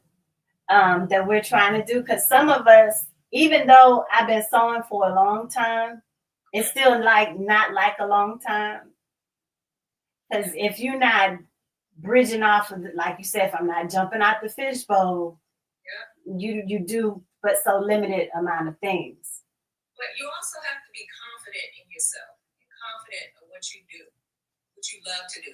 Like when I started doing hair, when I first, I was doing hair on my own head. Hey, fabulous queen. Huh? I was saying, hey, the fabulous queen. Okay. And I was like, I was an introvert. I'm the middle child. I didn't, I just hung around older people that I could learn from. And, I wasn't really hanging around people my age. But I would always suck up knowledge. I would always listen. And that's how I learned to do the things that I'm doing today. Of stepping out there and having confidence in myself to do it. Even hairstyles, things that I had to create in my head to put out on somebody else's head. I was like, is this shit gonna turn out right? How is this gonna look? But if I pictured it in my head and put it on the person's head, it'll turn out exactly how I pictured it. Yeah. But that's having confidence to do it, to step out there and do it. You have to have it. You have that confidence. Come on now. I'm a different kind of introvert. I'm like I said, I've always been a dancer. Dancing is so much easier than jumping out here doing other stuff. No, it's not. It is, because once the music starts, you are there. In front of strangers, in front of people that you don't know. But performance for me was a whole lot easier than selling myself. Like selling or saying I can do this and I can do that. So I don't know, maybe because there's people who dance to tell me the opposite of what I say too. So yeah, you have to look at it both ways, because dancing is like, it's having confidence in yourself to dance, to perform a dance routine for people to see. It's the same thing. But that was back in the day. Now it's a whole lot different for me. I don't even dance now. Right? But that's the same mindset though. Fear of success is real. You're right. You're right. You say you want it, but am I jumping out there to get it? You're right. Yeah, I would love to, be in the Simplicity store, on the Simplicity website, the Know Me patterns and stuff like that. I would love to do that. I'm doing that now, but in my own time, my own, my own space. But I would love to be, work for one of those companies, design for one of those companies. I would love to, but they need it, because that's all their stuff is starting to look alike. They need it. Yeah, I've seen. I want to do these patterns are for almost like beginner sewists.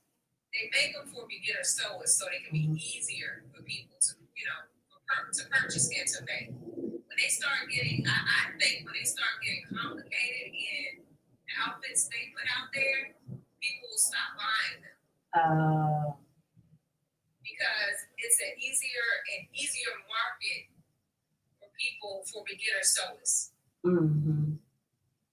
So when you get to the indie pattern makers, they try to put out stuff that they would wear and that they think people would like, right, for themselves.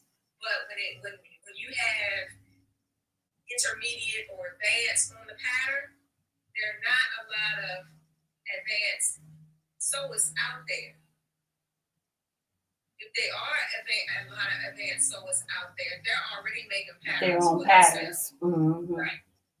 So this buying market, pattern buying market, is catered to beginner sewers because they're easy. No, I haven't been to Joann's in a while. She said, "Did y'all see any bargains at Joann's?" I haven't been in a while. I haven't been to Joann's since they've been out of business. I probably went maybe a couple weeks ago, and mine was so junky. I thought about going sometime today. I don't want to go. It's gonna be depressing because there's never gonna be nothing on the shelves when I go. So what's the point? It's tragic. I was like, the things that I would buy, it's nothing in there. Like my daughter went to look at yarn. She's like, all the good yarn is gone, and it just empty.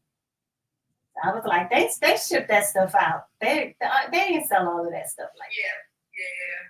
And I mean, I went before they filed bankruptcy or was going through this. Mhm. And, but if I go there now, I'm not gonna like anything they have. It's not gonna be anything that I want. Who was that? Toya, who was in there. I think she said they had a whole bunch of fleece in there. And the one she went to. And I think the last time I went, it was probably like 2 rows or a whole side wall of just fleece.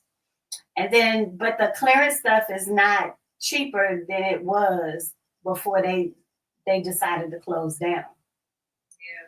The prices are still crazy. Yeah, see, it's not worth it to me.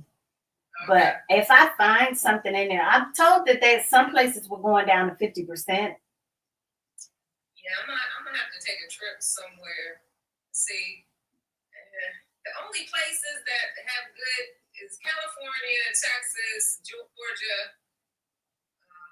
I don't know about Miami that have nice fabric stores. I found some good ones in Miami. I went on a fabric. Miami. I found a good. My husband, we did a whole search and found some good spots in Miami. But it's crazy that the places that only California, that's a Democrat state. I will give my money to California. Mm-hmm. I'm not giving my money to no Republican state. I'm sorry. Well, you ain't coming to Georgia. I know, right? I know. No. It's sad. We turned it once. I haven't seen it turn since. Right. It says last week my Joanne still had boxes in the back room. And they're still getting shipments. Getting shipments from where though? Where? So Creative Do Lounge y'all says think when Tanya just said that, do y'all think they're Florida. trying to No, clear she ain't out- coming to Florida. No, I ain't coming to Florida. Do you think Joann's is trying to clear out everything for a new company to take over and new products so they can change the prices? At one point, that's what I thought. But they keep talking about liquidation, which in that sense, that is what they usually do. They sell out everything that was in stock. And then they bring in new stuff and you have a whole new company name. Yeah. But then there's so many of the stores that are saying, well, no, my store is going away. All stores, I think, here are going away except for one, I'm told. Like the Kanye store is going. That's one that I shop in. The one on 124. But then that one in Decatur supposedly is staying. But Decatur looked worse than any of the other stores. But the thing of it is, they had too much of remember when Starbucks, they had too many Starbucks. And when My battery dying. what is it? When the economy was going down, they closed a lot of Starbucks that were in grocery stores and Walmart, the ones that were in malls and stuff, they were closing down. The ones outside of the malls by themselves, they kept open. If y'all remember that. Because there are a lot of Starbucks here, but they did close a lot. Like those standalone ones disappeared. I think that's what they're going to do with Joann's. Because they have too many of them. Mm-hmm. And they're going to close them down. And I think they're going to bring some of them, open up some of them back. Mm-hmm. but have a different name and different products. But isn't that how they took over? Didn't they take over the Hancock Fabrics? That's what I was told. They took over Hancock Fabrics. Probably. That's But one you see, store that we Hancock used to Fabrics have got here. fabric. But they probably need to switch that. Like they've got planner stuff, they got baking stuff, they got flowers, they have frames, that whole framing department. Then they got almost like Michael's. Michael's has that same stuff except and they just added fabric in theirs. They don't have a lot of fabric. No, not a lot, but they got some in there, and I don't see why they did that. Yeah, but it's not a lot of Michael's stores like they were Joanne. Let me think. Like, Because usually wherever there's a Joann's, there's a Michael's, but I've seen that less now. Like in a radius of where I live, it's three Joann's I could go to. But not 3 Michaels? Out of 2 Michaels. And they're Hobby Lobbies. 2 Hobby Lobbies. Well, now it was 2 Hobby Lobbies in the circumference. Now but you remember they closed a lot of those down also. Yeah. Because I have, I guess, 2 Hobby Lobbies that I can go to. Because honestly, of the amount of Joann's, it was a lot of fabric. Oh, she said Joann's took over Cloth World. I never heard of Cloth World. I never heard of Cloth World either. But think of it, like a lot of these Joann stores, how many were they? 800 of them? That's what they said. But I don't know where. I mean, there's some people who say that they've got so many in their cities that I don't have that. Well, maybe we do. I just don't venture out there. Just imagine how much fabric that was. But remember how empty the stores were during pandemic, right? All the fabric was gone. Yeah. And then after pandemic, it just went right back. So I know it was all about the shipping and stuff then. But when they opened it back up, they opened it up to fabric that they didn't used to have a lot of. So why did they? I think if they hadn't opened it up to all those different types, it might not be as bad. Like, why all of a sudden we got so much fleece in there? I didn't used to see fleece in the store like I do. And then why is it here in the southern states where it's hot? Yeah. That makes no sense. That should be sold countryside. not Georgia country though. You know what I'm saying? Places where they could use that kind of stuff. And then the quilting fabric seemed to boom a lot bigger when it came back. But we have so like we have a problem with so many things like messing up the ecosystem. Yeah. And from soap being fabric being a problem in India and stuff, how it's messing up the water and just messing up the ecosystem period. Mm-hmm. You think this is another reason why they want to close all the Joann fabric stores because Joann's don't want to be a part of that anymore? Because fabric is it's a lot. Even we can't even put it. It's like I gotta find places to put my scrap wraps. Mm-hmm. I gotta make stuff to put my scrap, like pillows and ottomans. Instead of putting it in the trash and in the landmines and stuff, it's so much fabric people waste every day from clothes that we wear that we don't wear anymore. They don't burn it. What do you do with it? That's a thought. That's a good thought right there. Yeah, they're closing their stores down because there are also other fabric stores out here, the mom and pop shops. But they're not making any money either. That weren't making any money, but they were making fabric to sell. Because they all get the fabric from the same places. Mm-hmm. So for mom and pop shop, because they can't buy it in the large bulk quantities that the Joann's can buy it in. Right. They sit here and they have to have their prices at more than. Mm-hmm. So they have to be at a larger quantity, and they don't sell as much as those because they can't buy as much as those stores. And since Joann's is leaving, are they going to lower their prices or are they going to keep them the same? No, because it doesn't change, especially now with tariffs. It's going to be even harder to get fabric now because we don't make nothing here in the U.S. anymore. Yeah.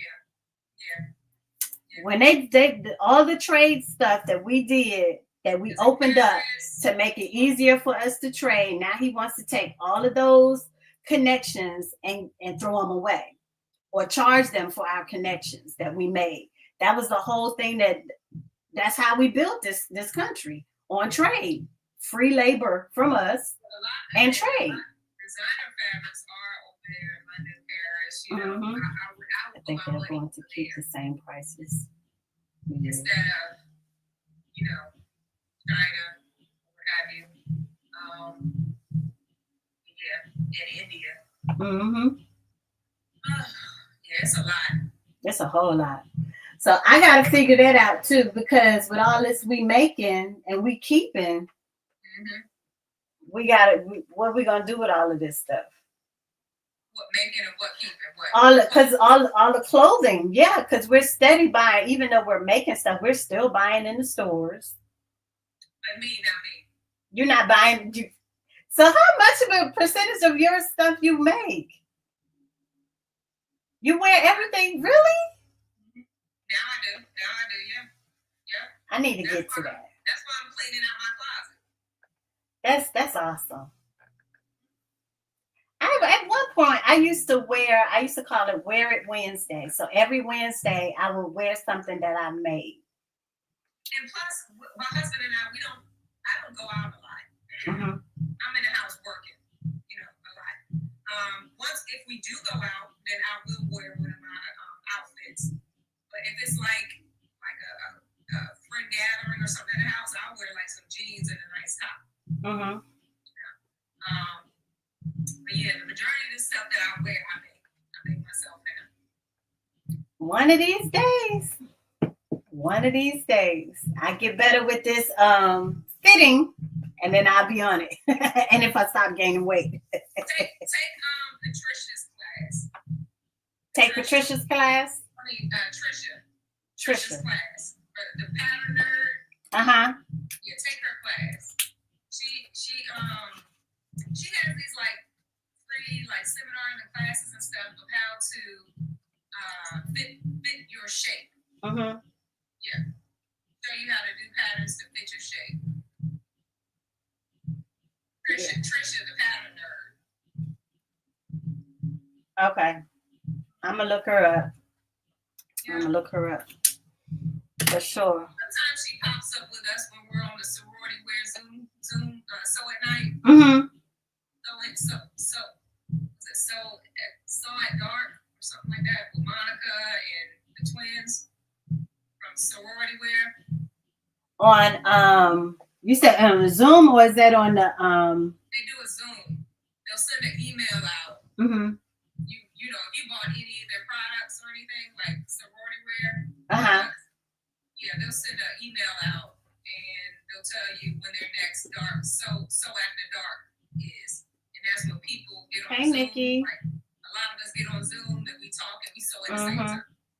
Okay. Thank you for the gift. Right.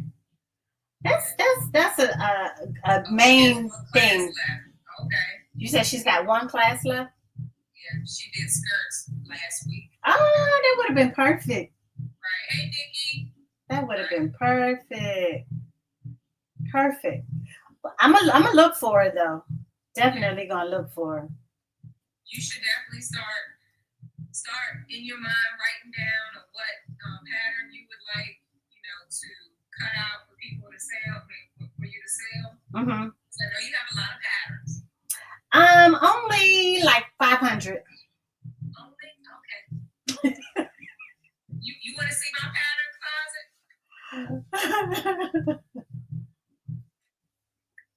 I'm about to show you right here. And shoot, I can't even turn it around. See it? That's it. Those are. That's it. That's all my store-bought pattern. That's it. A shelf. But that's because you can make patterns. Exactly. That's why I stopped buying it because I was like, I can make it myself. You got 500. I probably got maybe. I think it's about 500. Let me see. Maybe 70. I think I have this little app, a little pattern app that I keep. I don't know if I can go to it if I'm on here. Let me see.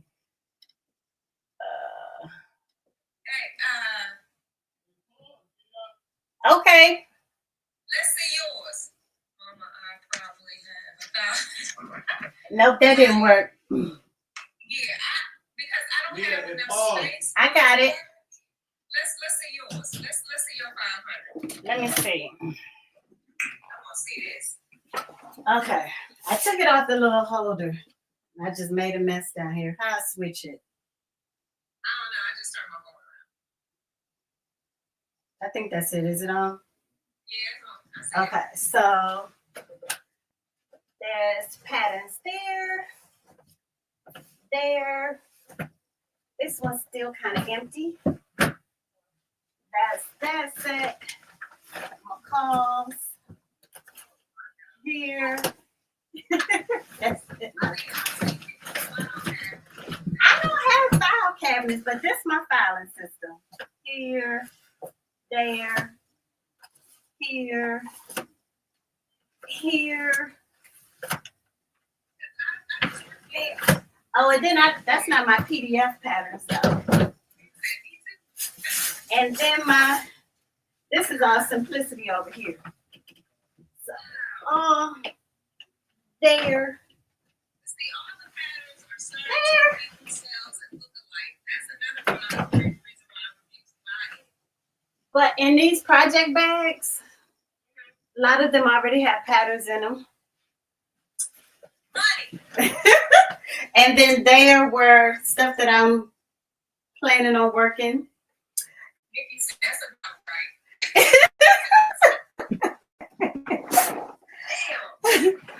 I didn't realize it was that much until I put them in the app. I was like, dog, I thought I only had like 100. If I had that many patterns, I don't got time to be putting them in the app. You know? But if I go to I'll end up buying more of the same pattern. So to keep from buying more of the same pattern, I would know, hey, I already have this one at the house. My God. Oh, my goodness. Yeah. It's a lot. But I mean, my stash is not half as bad as some others I've seen. Yeah, I know. But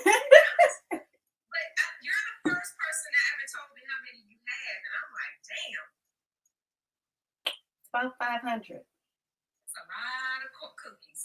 It is, but to my defense, remember, patterns just went up to like $2.99. I remember buying patterns when they were, at one point, I thought I could get some for like 50 cents.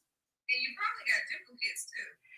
Well, when Mimi came out with hers, I was buying multiples in sizes because I was like, when I go to California, I'm going to have her sign my patterns. But when I packed, I never packed them. Mm-hmm. And then I was like, well, if I cut one size and I get bigger or smaller, then I'm going to have to go buy another one. So I bought multiple sizes. So hers I did, and I finally got rid of those. I gave some of those away. You don't have as many as Mimi. I don't think anyone has that amount. I don't think so. No. I have a lot, but not that much. I used to have patterns in separate area in my house. I put them all together and almost fainted. Yeah. When they went up to this $2.99, that's when I started being strategic on which ones I purchased, because I was like, well, I like that cut of that top, but I don't like the bottoms, and I'll find another one where I have bottoms and I'll try to make them as a fit. But and then a lot of them I was like, oh, maybe one day I might. I always thought about making this, and so maybe one day I want to make that, and I would just get them. They would be like, then they went up to 99 cents. 99 cents wasn't that bad, but just $2.99 and $5, and I don't buy them like that now. Yeah, it adds up like crazy. Mm-hmm. And they're so addictive that every time a pattern sale comes, I'm looking and I'm like, no. And I kept saying, you have nowhere to put simplicity patterns. Don't buy not a near another simplicity pattern. Because simplicity in my thing is running over. Yeah. But then I just started buying the Nomies came out. And I was like, oh, well, I got to get all my black designers. I just got to buy them. I bought the male patterns. I don't even sew for my husband.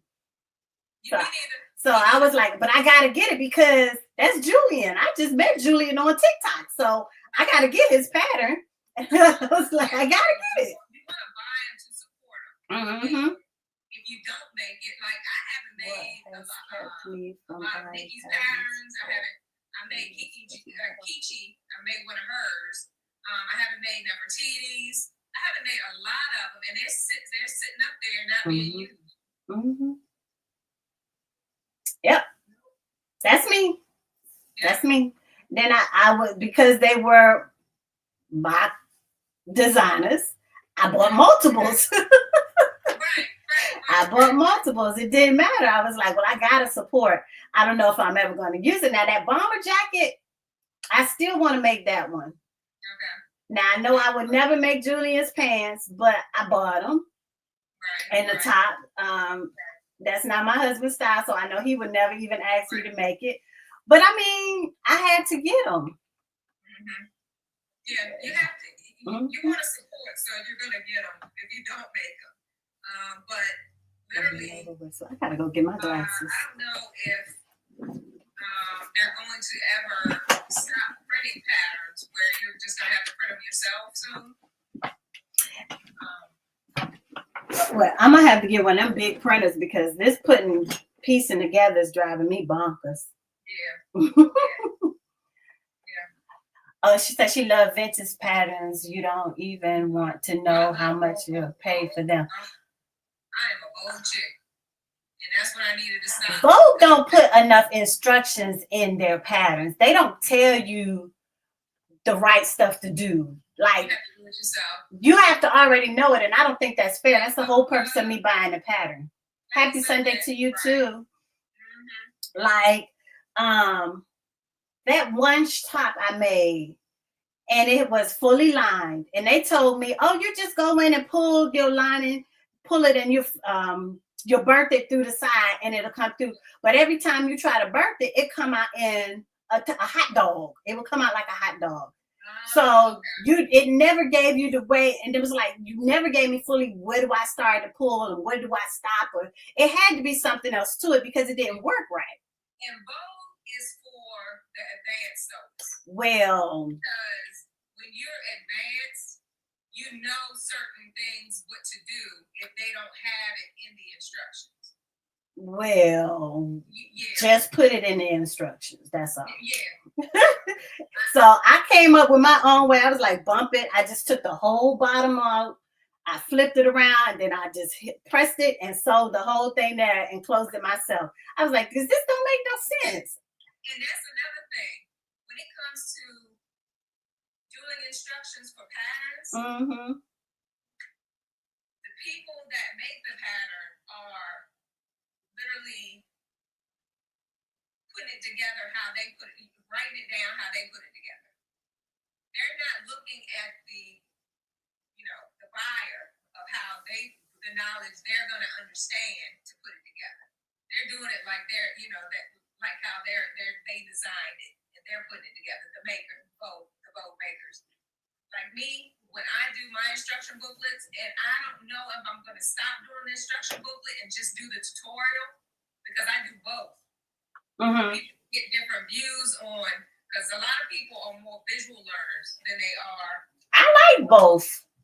You like both? Okay.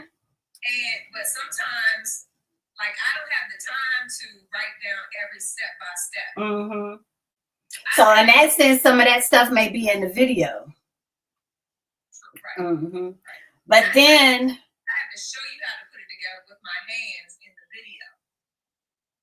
right. Step by step, showing you what to do, where to cut, how to fold, how to sew. But some only thing about video, sometimes like if you say I had this and you laying it this way, and I'm like, okay, well, which way am I turning? I gotta make it turn the exact way you holding it to get it, and that helps you out a lot. Because a lot of times when you do the writing and the picture may not follow what you're doing on your hands, but when I watch you in the video, I can say, oh, I gotta turn it this way.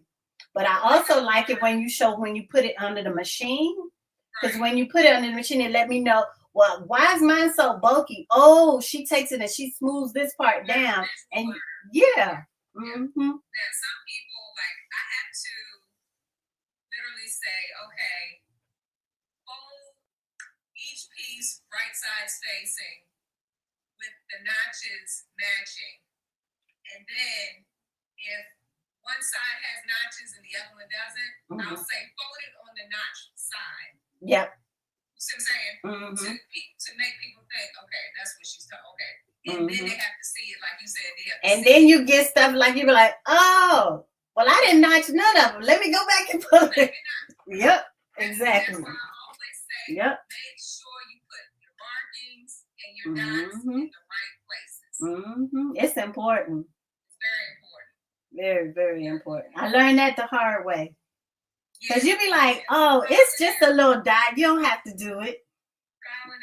Yep, it's a little dot. You'll remember that dot.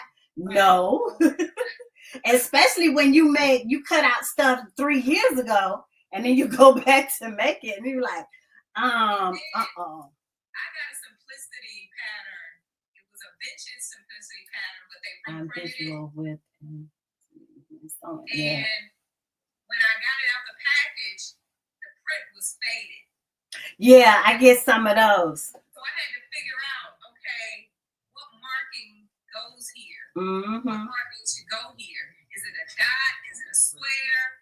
And I was like, oh God, and I had to literally figure out, like, okay, let me remember how Vogue, do their patterns. And I think this was my first vintage pattern that I did from Vogue. And it was the jumpsuit. I mean, not Vogue, Simplicity, and it was the jumpsuit.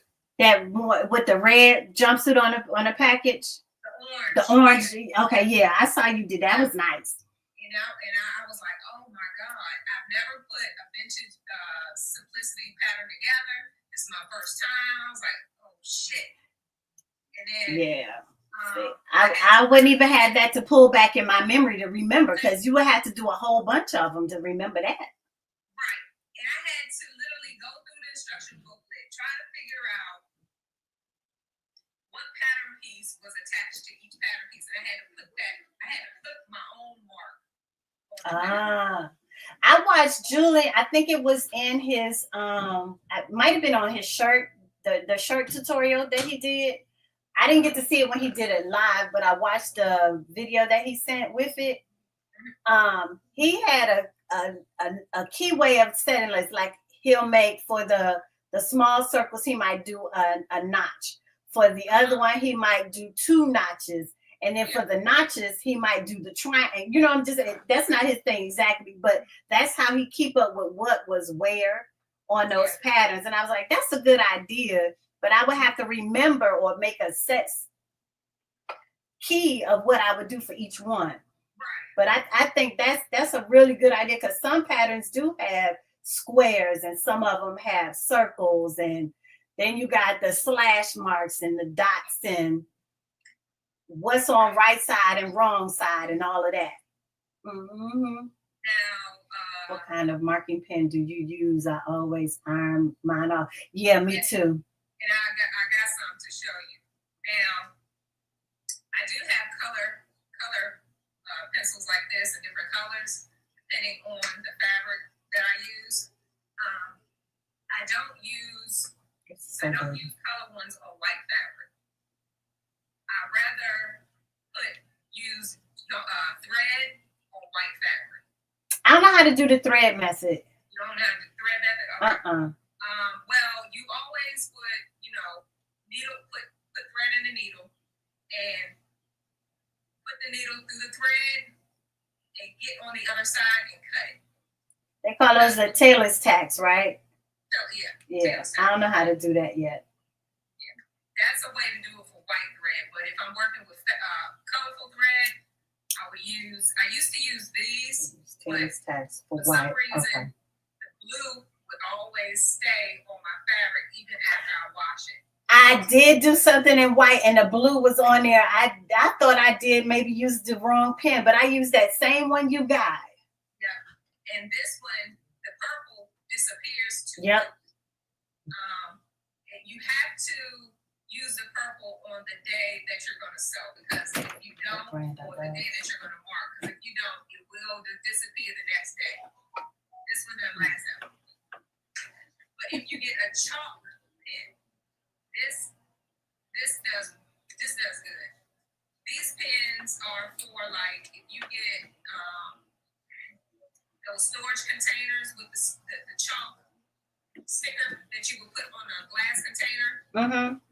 You write whatever is in the container with the little chalk markers they give you. These are good to mark your fabric with too. Also, I need to go find some of those. So these are chalk markers. Yeah.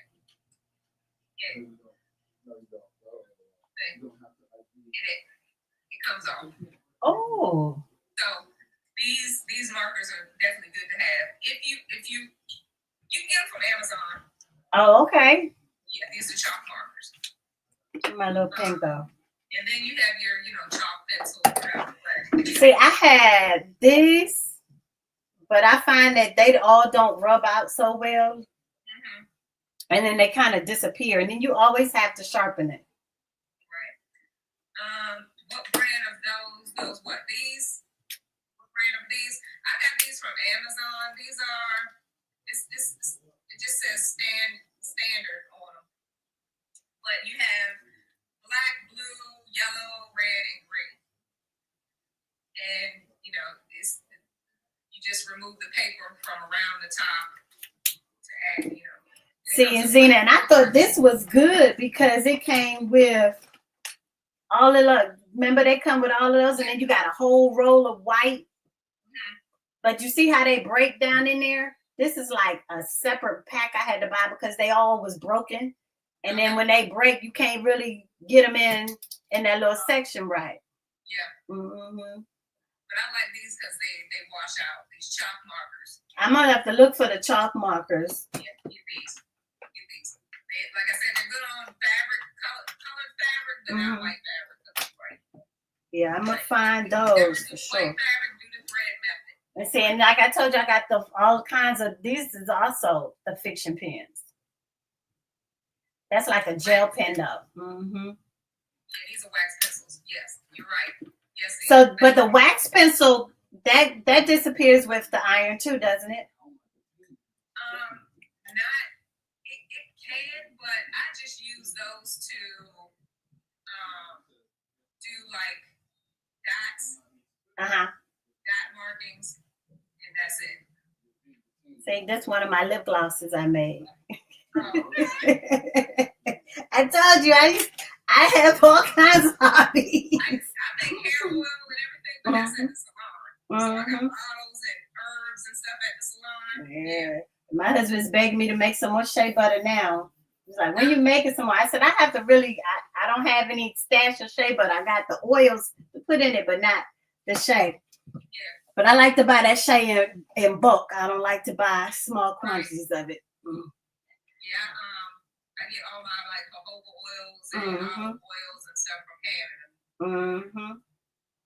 Yeah, there's this little shop. I can't even think of the natural something shop I like to get it from. I got it in my notebook where I go back and I order from. But you can get those, and then I have the different scents to add into them because I really don't like all of them just smell like that nutty smell. Yeah. So I try to put some fragrance in them, especially if the one I use on my scalp for that one, because it lingers, and I don't want to be smelling like a Nutty Buddy bar. Pink butter Yeah. Has a year's shelf life. Mm-hmm. And there's I don't put any preservatives in them because it defeats the purpose. Like no glycerin. I don't put any of the glycerins in my stuff. The only preservative I use is vitamin E. But tea tree oil is a good preservative. I add tea tree oil in also, and the vitamin E. Yep.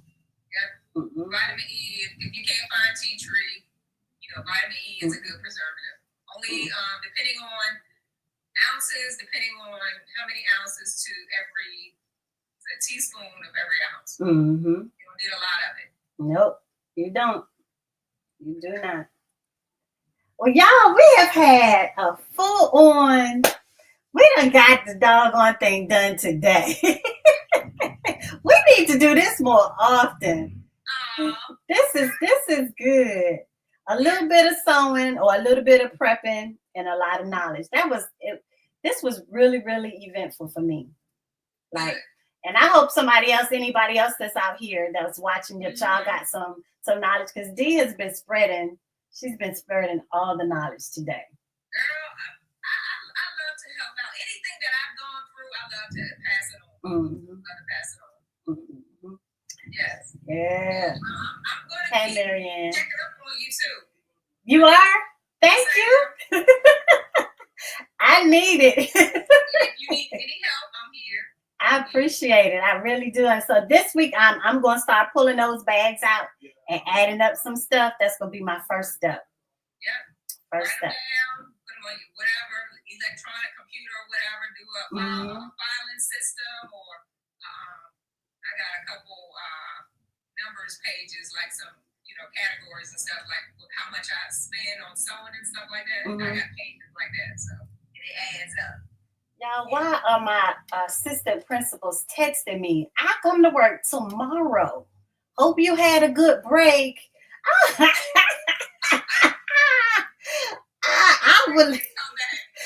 like, y'all, it's Sunday.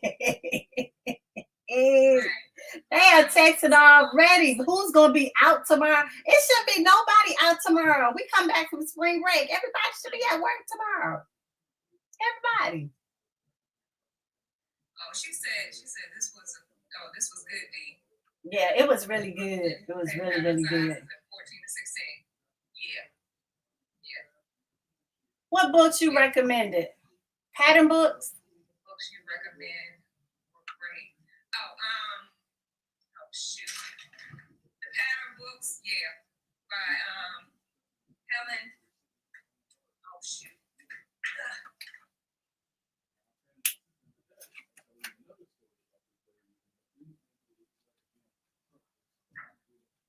I got so doggone many. Which one? If you want to learn how to make your own patterns, this one is a great one. This one. Pattern making. For fashion design by Helen Joseph Armstrong.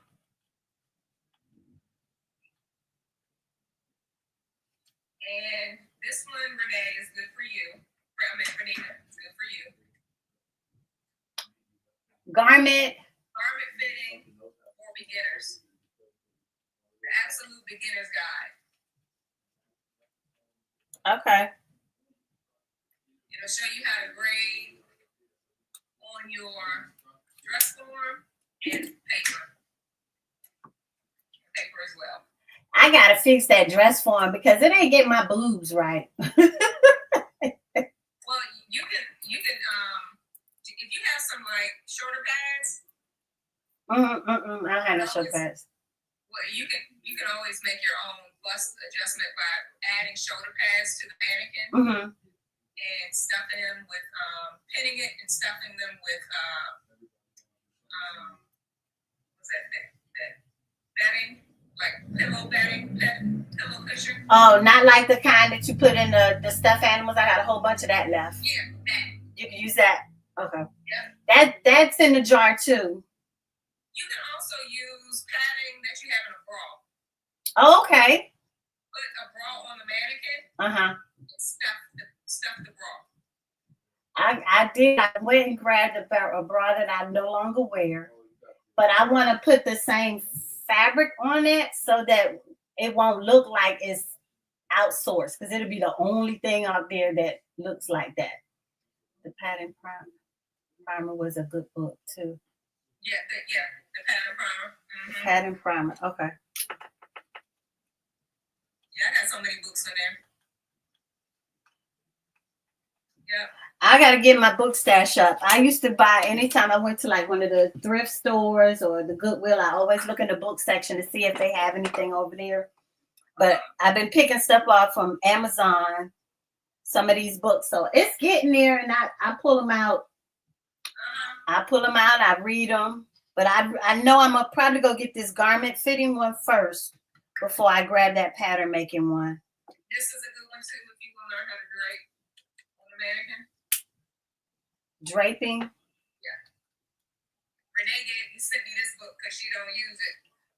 Renee had a draping book. Yeah. She has so many books. I said, and I wanted this book. I had it in my cart on Amazon. She was like, "Oh, I can send you that." I was like, "Oh, what?" Yeah. That Renee, she got a little bit of everything. Complete course. This is the second edition. Mm-hmm. Complete course of draping. Yeah. Okay. Yeah. Some people say draping comes easier. So if you could drape, a lot of times draping, making your patterns from draping, sometimes it's easier. That's what I did with this one here. But yeah. Mm-hmm. But it's best to get the dress form that's your size. Mm-hmm. That's close to your size. Mm-hmm. Also make your own dress form by was it bootstraps.com. They have their own pattern. Yeah, that's the one I did. Your own custom. Yeah. Mm-hmm.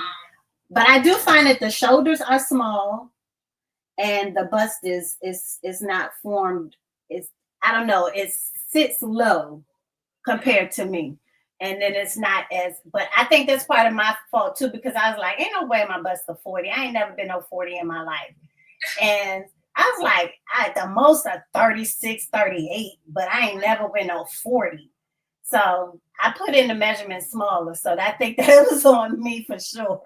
Yeah. For sure. I did my own mannequin that was stolen too with my sewing machine. So I just refused to make another mannequin. So right now I'm just working with my one dress form, my size 8 dress form. And I haven't worn a size 8 in years. Oh. So only thing I gotta do is just drape on that dress form and grade the pattern on my computer to my size. But did you see they have some on the TikTok shop now too? I seen them on TikTok and Temu. What dress forms? Mm-hmm. The different sizes. Because I was looking at the 16, 18 sizes. They were like 200 cookies. But I want to do my own. I see this method where I want to do my own. I want to tape up my body. I thought about doing that. Yeah. And then putting, using muslin to do the parts, sew the parts, and then put some of that spray foam in it. And keep it like that. That's a good idea. That stuffing was for the birds. I purchased my dress form from Facebook Marketplace and stuffed it. Okay. Right. Yeah. I mean, because they're costly, but I do want to do my body form. Yeah. I haven't seen one that's even on the sizes that would be better for. They would get my hip size almost, but they wouldn't have my bust size. Because my bust size is a lot smaller, so it's hard to do that. When I did my bootstrap,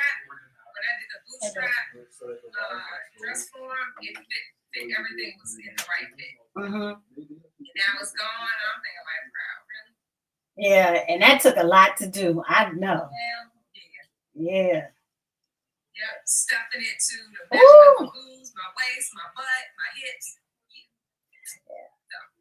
All I have to do is just fix the bust. But that was my own fault. But for the most part, I think it came out pretty accurate.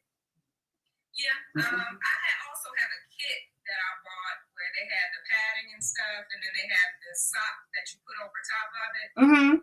Yeah. I sometimes attach it to that mannequin. to grade it up. Right. Hmm.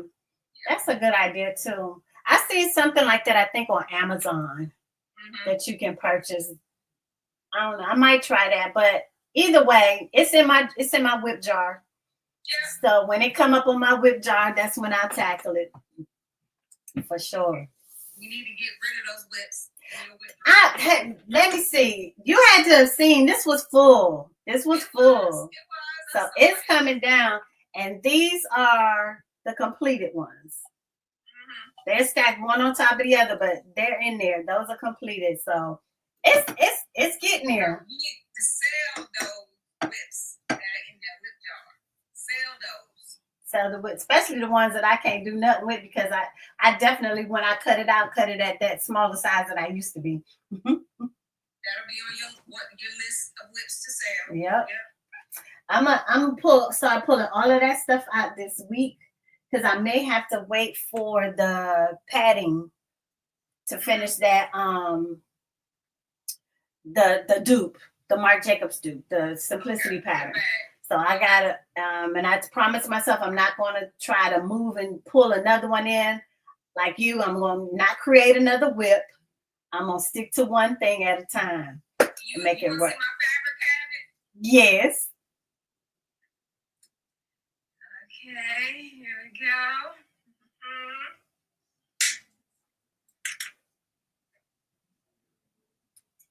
That's it. That's it. That's all the fabric I have. I've been downsizing. I've been getting rid of a lot of fabric. Now, I probably need to do that also, because when I first started buying fabric, I was buying stuff because I wanted to practice. Like, I know I have 2 big bags, like laundry bags in the garage of stuff that I probably would never do anything with, but I was buying stuff so that I could practice with. I don't like clutter. My husband thinks I do, but I really don't. I mean, I like things. I have things that I use, but I don't like clutter. The fabric. Every time I went to Joann's, I was like, oh, I need that, and I really didn't. And it felt like I had that hoarder mentality, and I was like, I can't get like that. So my goal was I haven't shopped for fabric since I got this leather here to make the bags. And that's it. That's the only fabric I bought for months. Wow. And I just know Last year, I think, was my last purchase of fabric. Those spontaneous buys are the ones, like, I was like, oh, this is so cute, and it's on sale. This is so cute. But then I think you can't wear that. Like, what are you going to make out of it? Like, I have a fabric in there with like sunflowers all over it. Not big ones, small sunflowers. Like, and I'm like, I thought that was so cute. But now I look at it and I'm like, I don't know what I can make out of that. See, the only reason I go to fabric stores is I will buy fabric that I'm going to use immediately.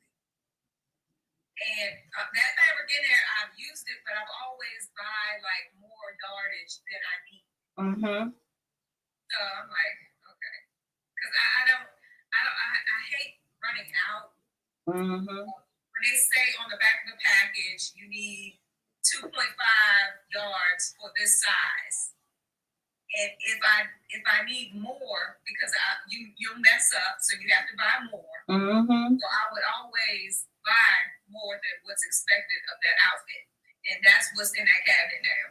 Wow. Yes. And that's me, because I know I'm gonna cut something wrong, or I'm gonna forget to cut it the right way. So that's why I usually buy at least 5 yards. So 5 yards. About 5 yards. And then I'm like, what if I want to make something to go with it? Like, I should be able to match something with it. It should be. But that's my goal. I'm gonna get better. I'm gonna definitely get better. Please get better. Definitely. And I'm here to help. Well, I thank you so much, y'all. But it's 4 o'clock, and I ain't realized it was 4 o'clock. I done missed Sunday service. I just looked up at the time. I was looking for it to see if my phone was charging. It's 4 o'clock. I'm watching Renee and Carmen now. Oh, are you? Let me go over here and watch them. Well, I thank you. I really do thank you so much. I'm really, really appreciative. You too. And I'm gonna put something together so that you can see my progress. Because I'm gonna get some stuff together. Okay. And I'm gonna see you back up here in one of these streets on one of these houses. All right. All right, guys. Zena, I'll talk to you soon too, okay? Who else is still here? All right, bye, y'all.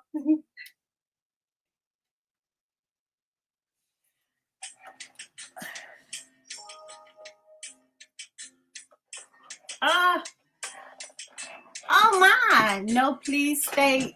It ain't so. I just found out about them. Who?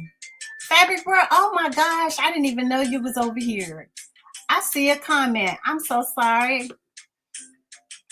Uh-oh. You probably gone now. But yeah, if that was for Fabric World, yeah, they're closing. Or you talking about the, which one? The one on Norcross. There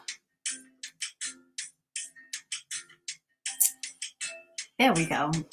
Or are you talking about Fine Fabric? The one in Norcross? Yeah, they closed also. Well, y'all, it's been really eventful. I have pulled out so much fabric. I got to go put all of that stuff back. And I got to go cook dinner. So thank you guys that were here with me. If you're watching this on the restream, I'm probably going to come through and edit some stuff out because I did a lot of just talking and not a lot of work. So thank you guys again. It's Renita here. So can you sew too? And also Renita Sews. Bye-bye, y'all.